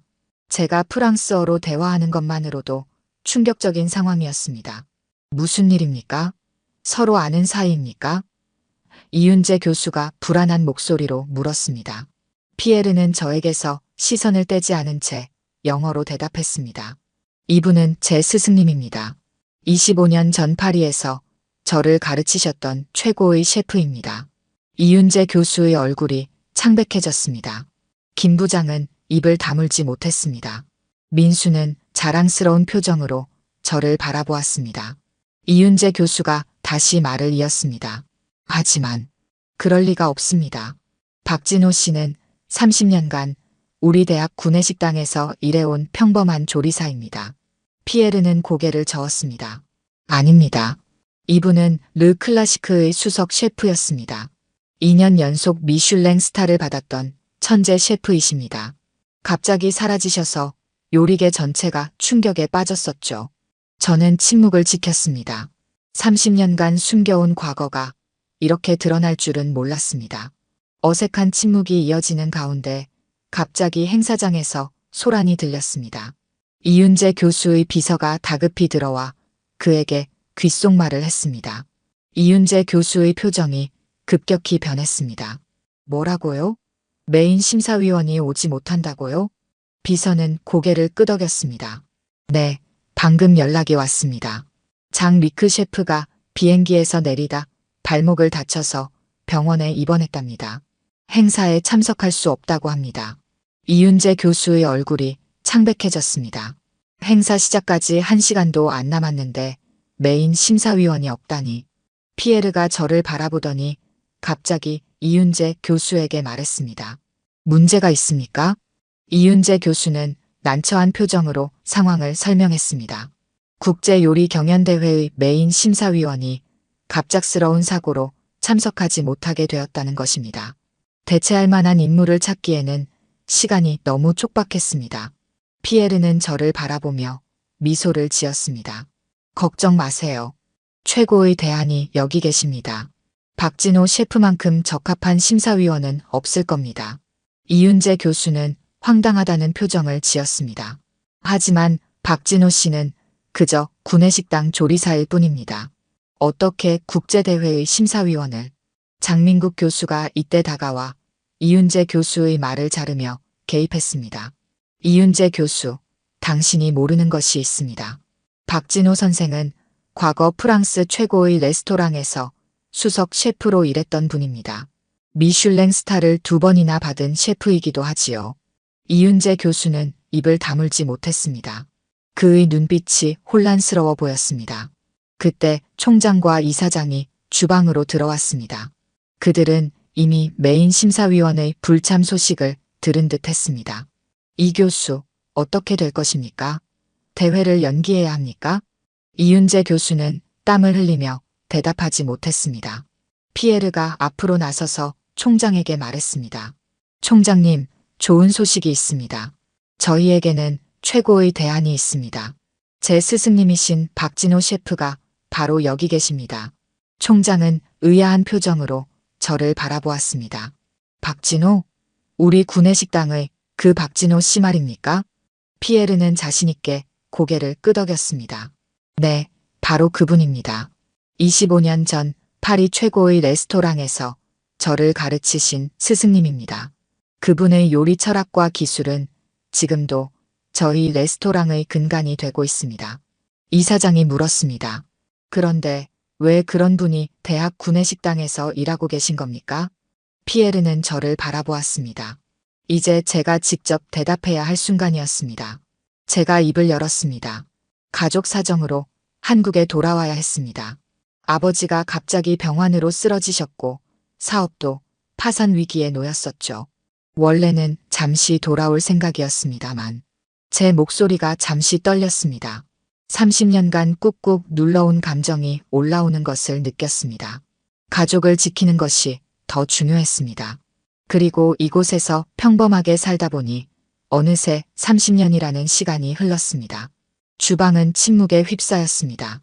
모두가 제 이야기에 귀를 기울였습니다. 총장은 잠시 생각에 잠기더니 결심한 듯 말했습니다.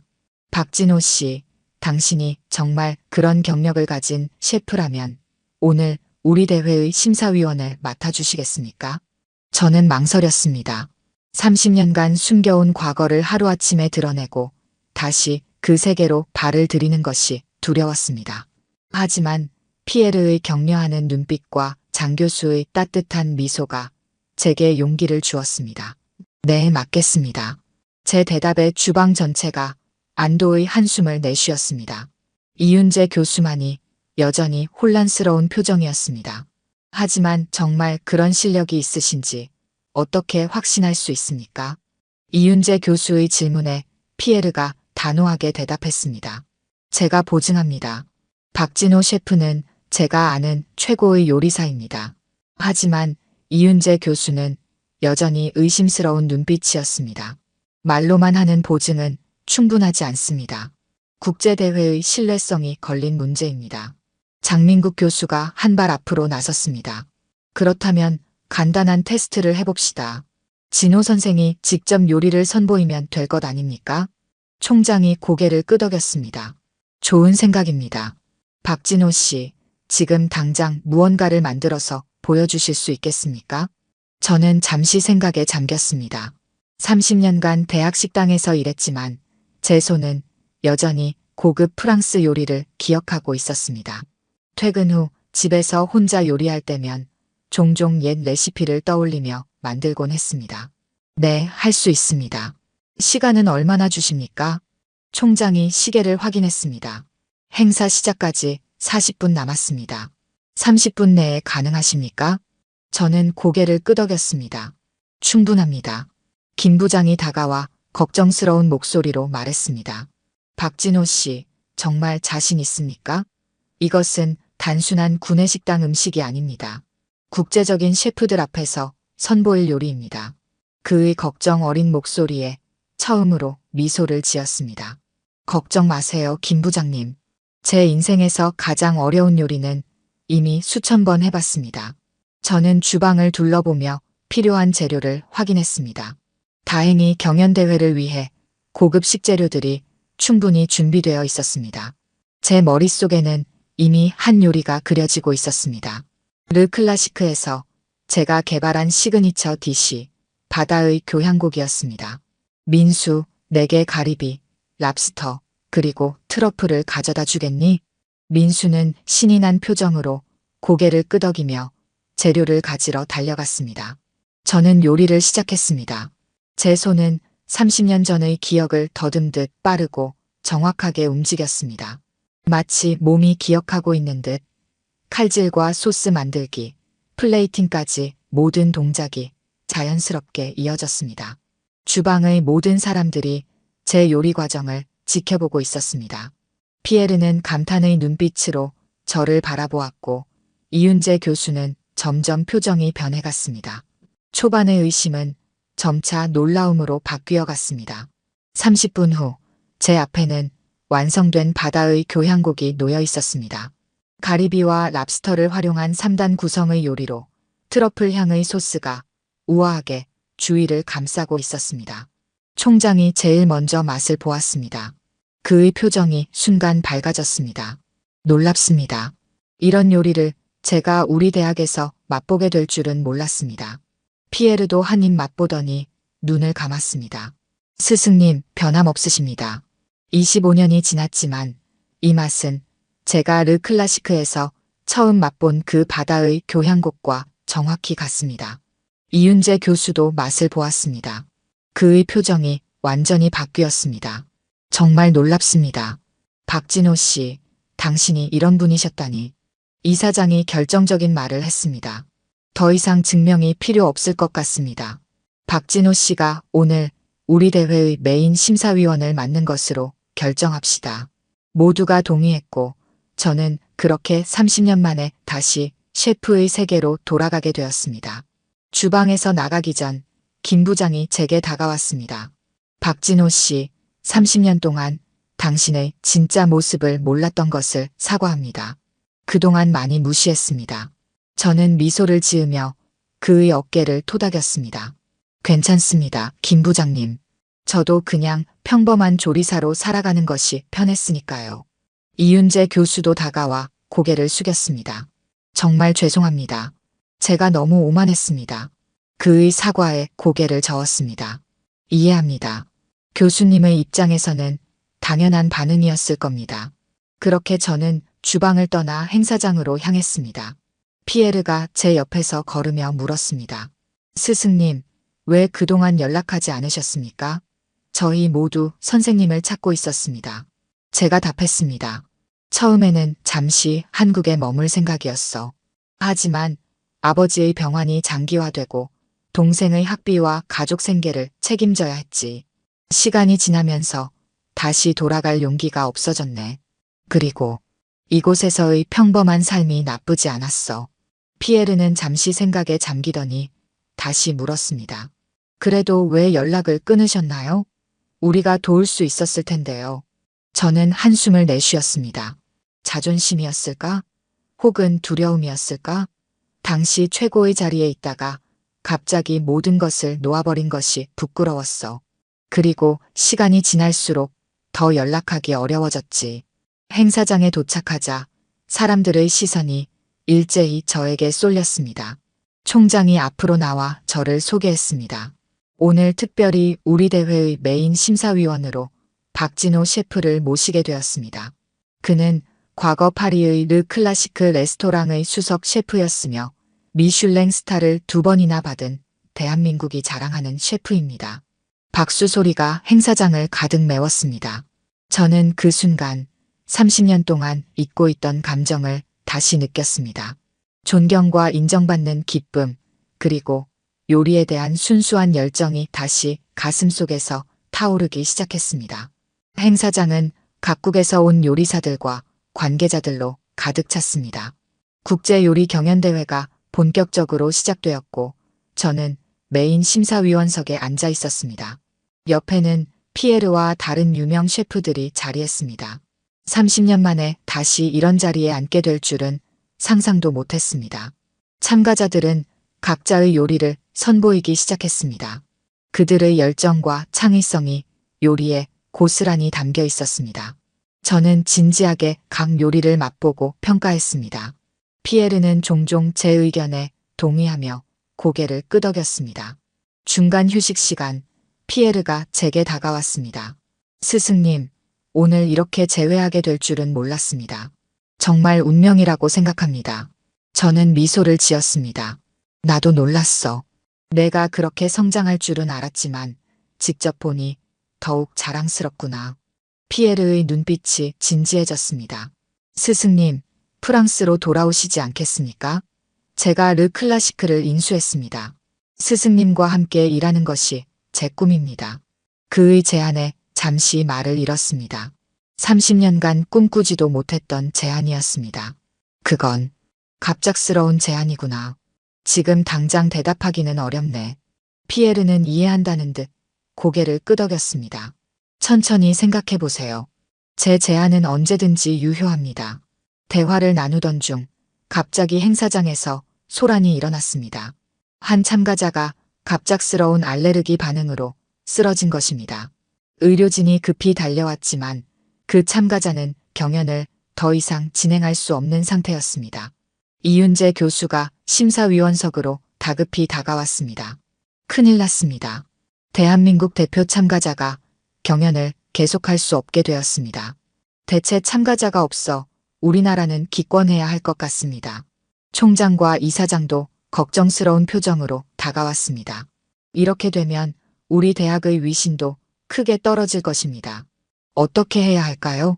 행사장은 혼란스러워졌고 다른 국가의 참가자들과 관계자들도 웅성거리기 시작했습니다.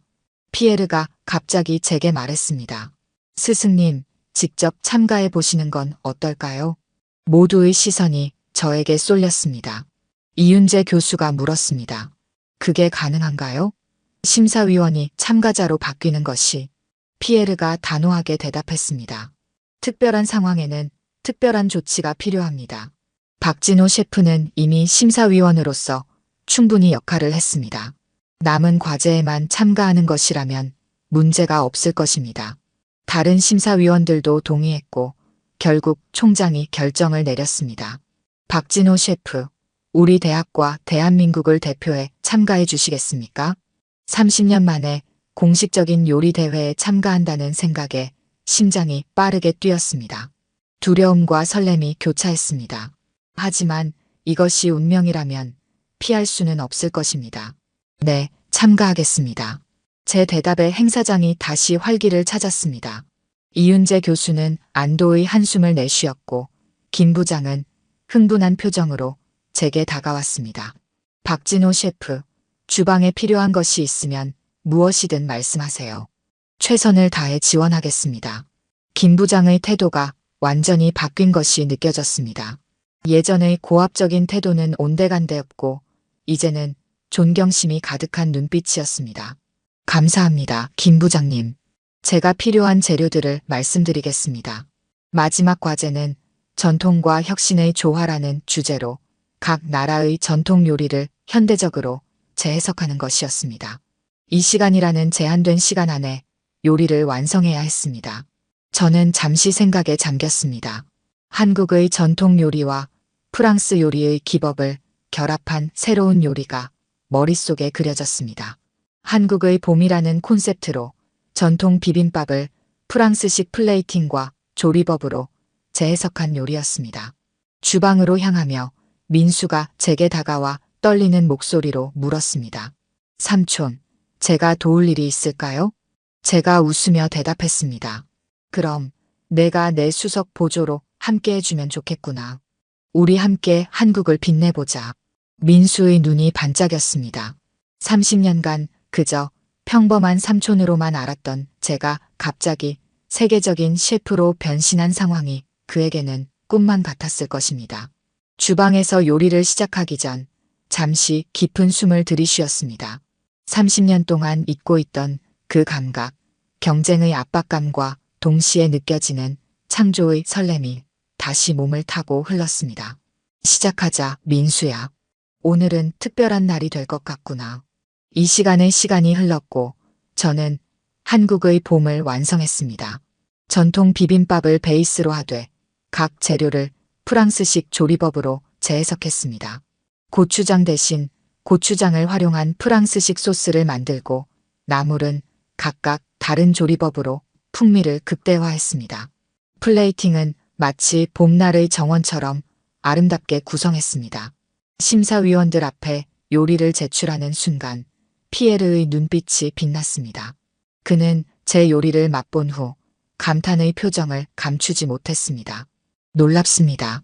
한국의 전통에 프랑스의 기술이 더해져 완전히 새로운 차원의 요리가 탄생했습니다. 이것이야말로 진정한 전통과 혁신의 조화입니다. 다른 심사위원들도 높은 점수를 주었고 결국 저는 그 과제에서 1위를 차지했습니다. 비록 전체 경연에는 뒤늦게 참가했지만 마지막 과제에서의 압도적인 성과로 대한민국은 종합 3위라는 우수한 성적을 거두었습니다. 시상식이 끝난 후 총장이 제게 다가와 악수를 청했습니다. 박진호 셰프, 오늘 보여주신 모습에 깊은 감명을 받았습니다. 우리 대학에 이런 훌륭한 분이 30년간 계셨다니 이제야 알게 되어 부끄럽습니다. 이윤재 교수도 진심 어린 사과와 함께 감사의 말을 전했습니다. 김 부장은 눈물을 글썽이며 제 손을 잡았습니다. 정말 죄송합니다. 박진호 셰프, 30년간 그저 평범한 조리사로만 대했는데 이렇게 대단한 분이셨다니. 그 모든 축하와 감사의 말들 속에서 저는 묘한 감정을 느꼈습니다. 30년간 이어온 평범한 일상이 하루 만에 완전히 바뀌었습니다.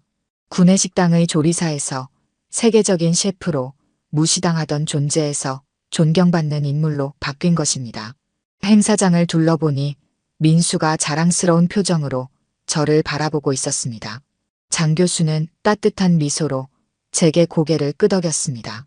김 부장은 여전히 믿기지 않는다는 표정이었습니다. 그리고 이윤재 교수는 복잡한 심경이 담긴 눈빛으로 저를 바라보고 있었습니다. 피에르가 다시 제게 다가왔습니다. 스승님, 오늘 보여주신 요리는 25년 전 제가 처음 배웠던 그 열정 그대로였습니다. 세월이 흘러도 진정한 셰프의 혼은 사라지지 않는군요. 저는 미소를 지었습니다. 사람은 변하지만 요리에 대한 진심은 변하지 않는 것 같구나. 피에르의 눈빛이 깊어졌습니다.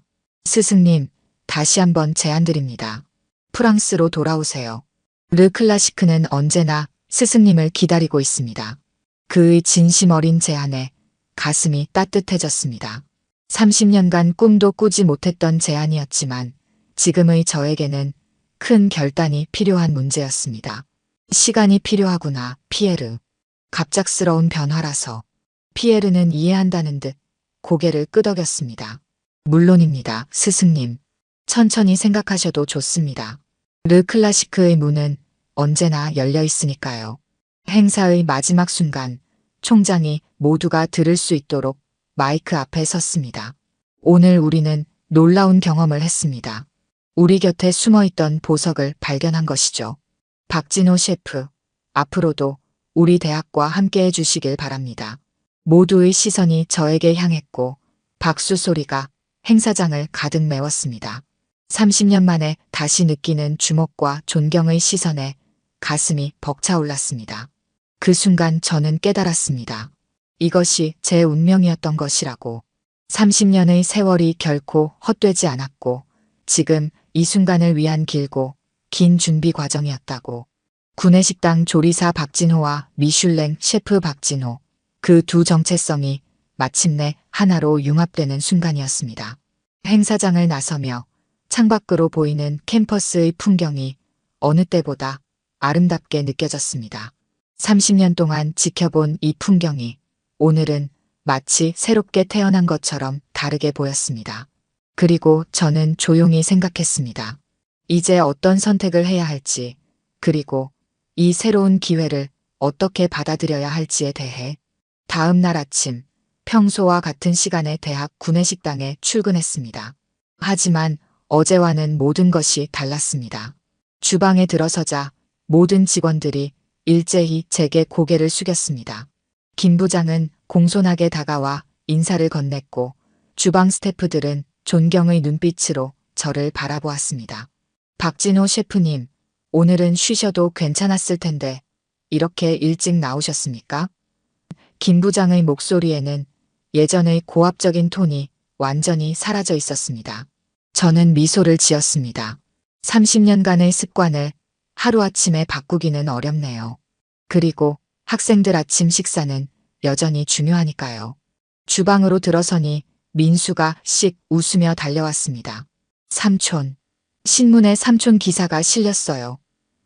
그는 흥분해서 신문을 내밀었습니다.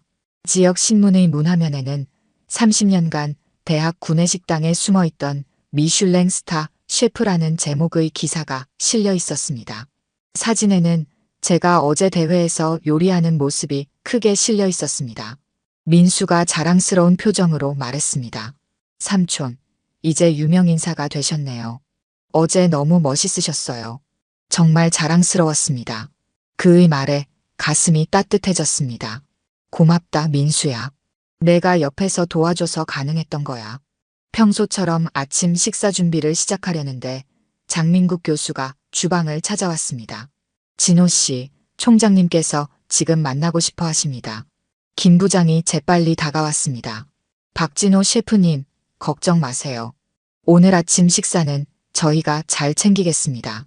장 교수와 함께 총장실로 향했습니다. 캠퍼스를 걸으며 많은 학생들과 교직원들이 저를 알아보고 인사를 건넸습니다. 어제의 일이 이미 캠퍼스 전체에 소문이 난 모양이었습니다. 어떤가, 진호? 30년 만에 다시 주목받는 기분이? 장 교수가 물었습니다. 저는 잠시 생각에 잠겼습니다. 솔직히 말하면 혼란스럽습니다. 평범한 일상에 익숙해져 있었는데 갑자기 모든 것이 바뀌었으니까요. 장 교수는 미소를 지었습니다. 사람들은 항상 변화를 두려워하지. 하지만 때로는 그 변화가 우리를 더 나은 방향으로 이끌기도 해. 너의 진정한 가치가 드러난 것, 그것이 나쁜 일은 아니잖아. 총장실에 도착하자 총장과 이윤재 교수가 우리를 기다리고 있었습니다. 총장은 제게 따뜻한 미소를 지으며 자리를 권했습니다. 박진호 셰프, 어제는 정말 감사했습니다. 선생님 덕분에 우리 대학이 국제적인 명성을 얻게 되었습니다. 이윤재 교수도 진심 어린 표정으로 말했습니다. 제가 얼마나 무례했는지 다시 한번 사과드립니다. 정말 대단한 분을 알아보지 못했습니다. 저는 고개를 가볍게 저었습니다. 신경 쓰지 마세요. 저 역시 제 과거를 숨기고 싶었으니까요. 총장이 대화의 주제를 바꿨습니다. 박진호 셰프, 사실 오늘 선생님을 모신 이유가 있습니다. 우리 대학에 새로운 제안을 드리고 싶습니다. 그는 책상 위의 서류를 제게 건넸습니다. 우리 대학은 오랫동안 요리학과 신설을 계획해왔습니다. 그리고 선생님이 바로 우리가 찾던 분입니다. 요리학과의 석좌 교수직을 맡아주시면 어떨까요? 이윤재 교수가 덧붙였습니다. 국제대회에서 보여주신 한국과 프랑스 요리의 융합은 정말 놀라웠습니다. 그런 지식과 경험을 우리 학생들에게 전수해 주신다면 이보다 더 좋은 기회는 없을 것입니다. 제안은 예상하지 못했던 것이었습니다. 30년간 단순히 음식을 만들기만 했던 제게 갑자기 교수직이라니 머릿속이 복잡해졌습니다. 감사합니다만 저는 정규 교육을 받은 적이 없습니다. 교수가 될 자격이 없죠. 총장이 말을 끊었습니다. 자격이요? 30년의 현장 경험과 국제적으로 인정받은 실력, 이것보다 더 좋은 자격이 어디 있겠습니까? 물론 처음에는 객원 교수로 시작하시고 점차 적응하시면 됩니다. 장 교수도 저를 격려했습니다. 진호, 이것은 좋은 기회야. 내 지식과 경험을 다음 세대에게 전할 수 있는 기회라고. 고민하는 제 모습을 보며 총장이 말을 이었습니다. 물론 바로 결정하지 않으셔도 됩니다. 충분히 생각하신 후에 알려주세요. 총장실을 나온 후 캠퍼스를 천천히 걸었습니다. 머릿속은 여전히 혼란스러웠습니다. 한편으로는 프랑스로 돌아가 피에르와 함께 일하고 싶은 마음이 있었고, 다른 한편으로는 30년간 몸담은 이곳에서 새로운 도전을 시작하고 싶은 마음도 있었습니다. 구내식당으로 돌아오는 길에 휴대폰이 울렸습니다. 피에르였습니다. 스승님, 저녁 식사 초대를 받아주시겠습니까? 호텔 레스토랑에서 특별한 코스를 준비했습니다. 저는 승낙했고 그날 저녁 피에르와 만났습니다. 그가 예약한 레스토랑은 호텔 최고급 프렌치 레스토랑이었습니다. 제가 들어서자 레스토랑의 셰프가 직접 나와 인사를 건넸습니다. 박진호 셰프님, 영광입니다. 저는 당신의 바다의 교향곡을 공부하며 요리의 길에 들어섰습니다. 피에르가 웃으며 말했습니다. 스승님, 이렇게 많은 셰프들이 당신을 롤모델로 삼고 있습니다. 당신이 요리계에 남긴 족적은 생각보다 훨씬 크답니다. 저녁 식사를 하며 피에르와 옛 이야기를 나눴습니다. 르 클라시크에서의 추억, 그리고 제가 떠난 후 피에르가 어떻게 성장했는지에 대한 이야기였습니다. 식사를 마치고 피에르가 진지한 표정으로 말했습니다. 스승님, 르 클라시크로의 제안을 다시 한번 드립니다. 하지만 이번에는 조금 다릅니다. 그는 서류 봉투를 꺼내 제게 건넸습니다. 이것은 르 클라시크의 지분 계약서입니다. 저는 스승님이 단순히 셰프로 돌아오시길 바라는 것이 아닙니다. 공동 오너로서 함께하고 싶습니다. 깜짝 놀라 서류를 바라보았습니다. 피에르, 이건. 그는 열정적으로 말을 이었습니다. 스승님이 없었다면 오늘날의 제가 없었을 겁니다. 그리고 르 클라시크는 언제나 스승님의 영혼이 깃든 곳이었습니다. 제발 돌아와 주세요. 우리가 함께라면 르 클라시크는 세계 최고의 레스토랑이 될 수 있습니다. 하룻밤 사이에 두 개의 놀라운 제안을 받게 되었습니다. 한쪽은 30년간 몸담은 대학에서의 새로운 시작, 다른 한쪽은 젊은 시절 꿈꿨던 세계로의 복귀. 어느 쪽을 선택해야 할지 마음은 더욱 혼란스러워졌습니다. 호텔로 피에르를 배웅하며 말했습니다. 정말 고맙구나, 피에르. 내 제안은 내게 큰 의미가 있어. 하지만 시간이 필요해. 조금만 기다려주겠니? 피에르는 이해한다는 듯 고개를 끄덕였습니다. 물론입니다, 스승님. 어떤 결정을 내리든 저는 스승님을 지지할 것입니다. 다만 한 가지만 기억해 주세요. 당신의 재능은 세상과 공유되어야 합니다. 그날 밤 집으로 돌아와 오래된 사진첩을 펼쳐보았습니다.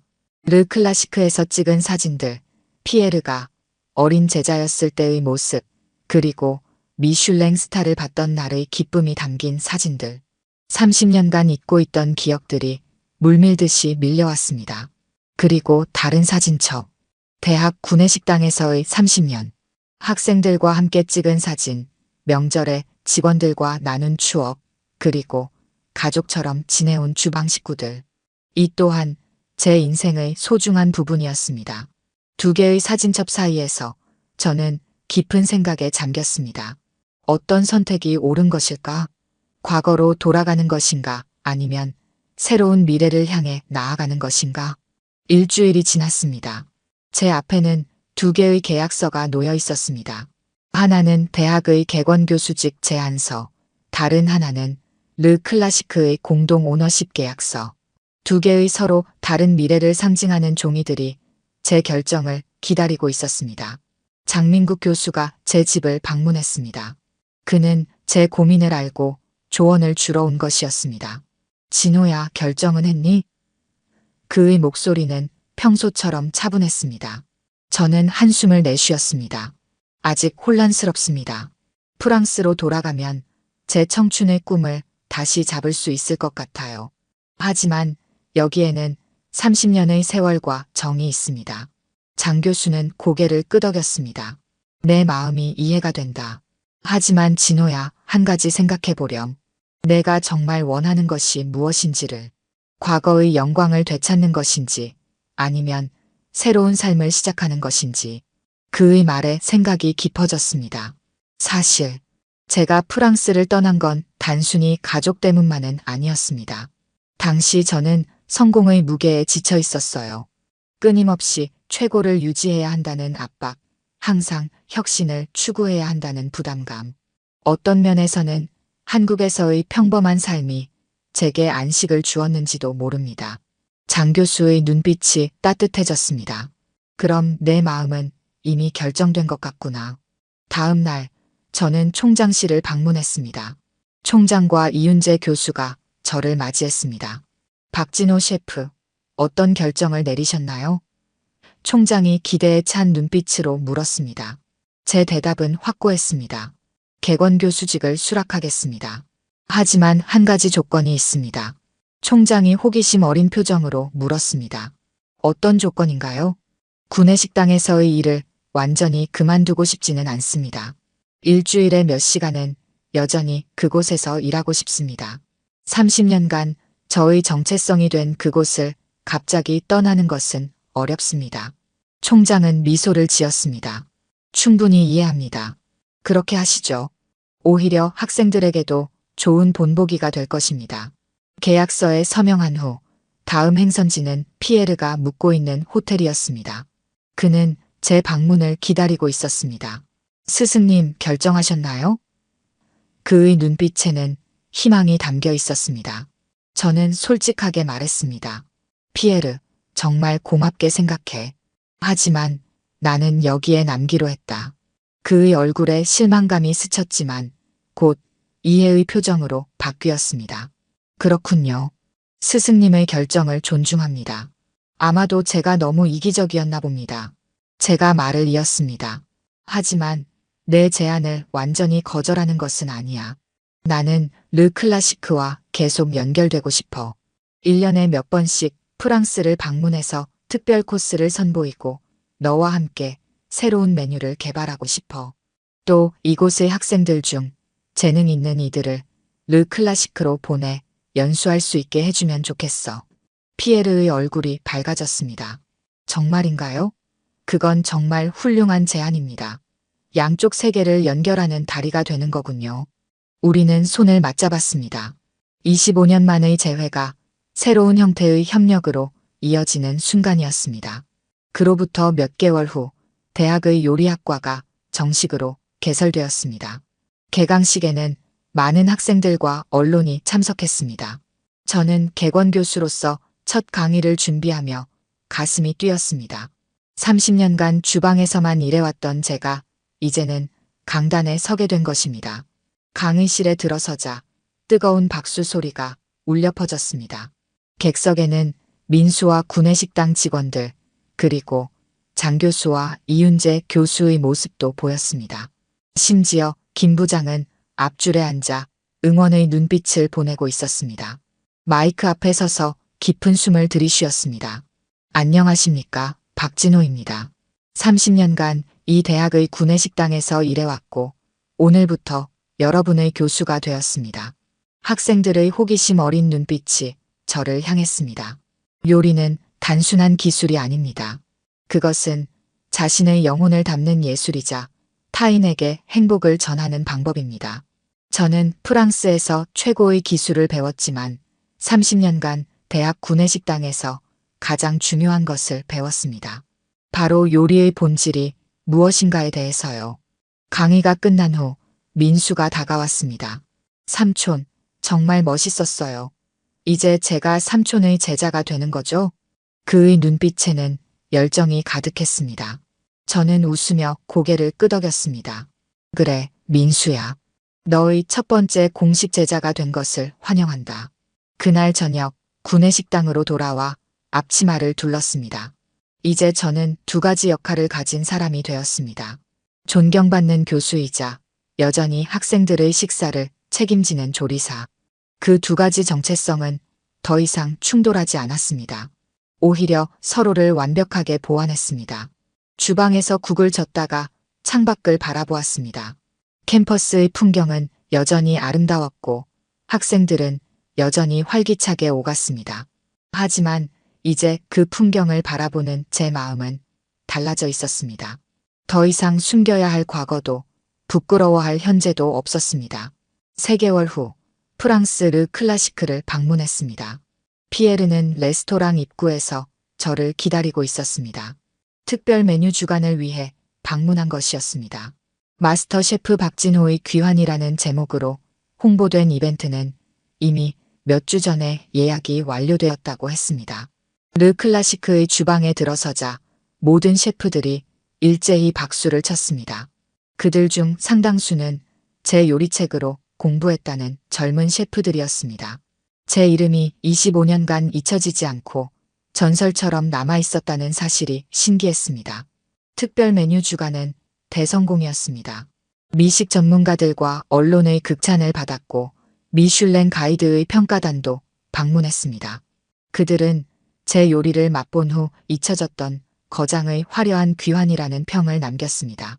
프랑스에서의 일정을 마치고 한국으로 돌아오는 비행기 안에서 창밖의 구름을 바라보며 생각에 잠겼습니다. 인생은 참 예측할 수 없는 것이었습니다. 30년간 숨겨온 과거가 갑자기 드러나 새로운 미래로 이어질 줄은 누가 알았을까요? 대학에 돌아와 첫 수업을 시작하기 전 구내식당을 찾았습니다. 민수와 정현 그리고 김 부장이 반갑게 저를 맞이했습니다. 박진호 셰프님, 프랑스는 어떠셨습니까? 김 부장이 존경심이 담긴 목소리로 물었습니다. 저는 미소를 지었습니다. 좋았습니다. 하지만 역시 이곳이 더 편안하네요. 앞치마를 두르고 주방으로 들어갔습니다. 오늘의 메뉴는 학생들을 위한 특별 요리, 한국의 전통 재료와 프랑스 조리법을 결합한 두 세계의 만남이었습니다. 요리를 시작하며 깊은 만족감을 느꼈습니다. 이제 저는 더 이상 두 개의 분리된 삶을 살지 않았습니다. 셰프 박진호와 대학식당 조리사 박진호는 하나가 되었습니다. 과거와 현재, 꿈과 현실이 조화롭게 공존하는 새로운 삶이 시작된 것입니다. 그리고 그 시작은 어쩌면 30년 전부터 준비되어 온 것인지도 모릅니다. 모든 선택과 경험이 이 순간을 위한 것이었다면 그 긴 여정은 결코 헛된 것이 아니었을 것입니다. 주방 창가에 서서 캠퍼스를 바라보며 생각했습니다. 인생은 결국 완벽한 요리와 같은 것이 아닐까. 다양한 재료와 시간, 그리고 열정이 어우러져 만들어내는 하나의 예술작품. 그리고 그 요리의 진정한 가치는 결국 그것을 맛보는 사람들과 나눌 때 완성되는 것처럼. 박진호 선생님, 학생들이 기다리고 있습니다. 민수의 목소리에 생각에서 깨어났습니다. 저는 미소를 지으며 고개를 끄덕였습니다. 그래, 이제 가자. 새로운 레시피를 가르쳐 줄 시간이구나. 앞치마를 벗고 교수 가운으로 갈아입었습니다. 민수와 함께 강의실로 향하는 발걸음이 가벼웠습니다. 이제 제 인생의 모든 조각들이 제자리를 찾아 완벽한 하모니를 이루고 있었으니까요. 오늘 들려드린 이야기가 여러분의 마음에 작은 울림이 되었기를 바랍니다. 아까 깜빡하신 분들이 계셨다면 좋아요와 구독 부탁드려요. 다음 사연을 들려드리는데 큰 힘이 된답니다. 그리고 여러분의 이야기도 댓글로 들려주세요. 다음 이야기 때 또 뵙겠습니다.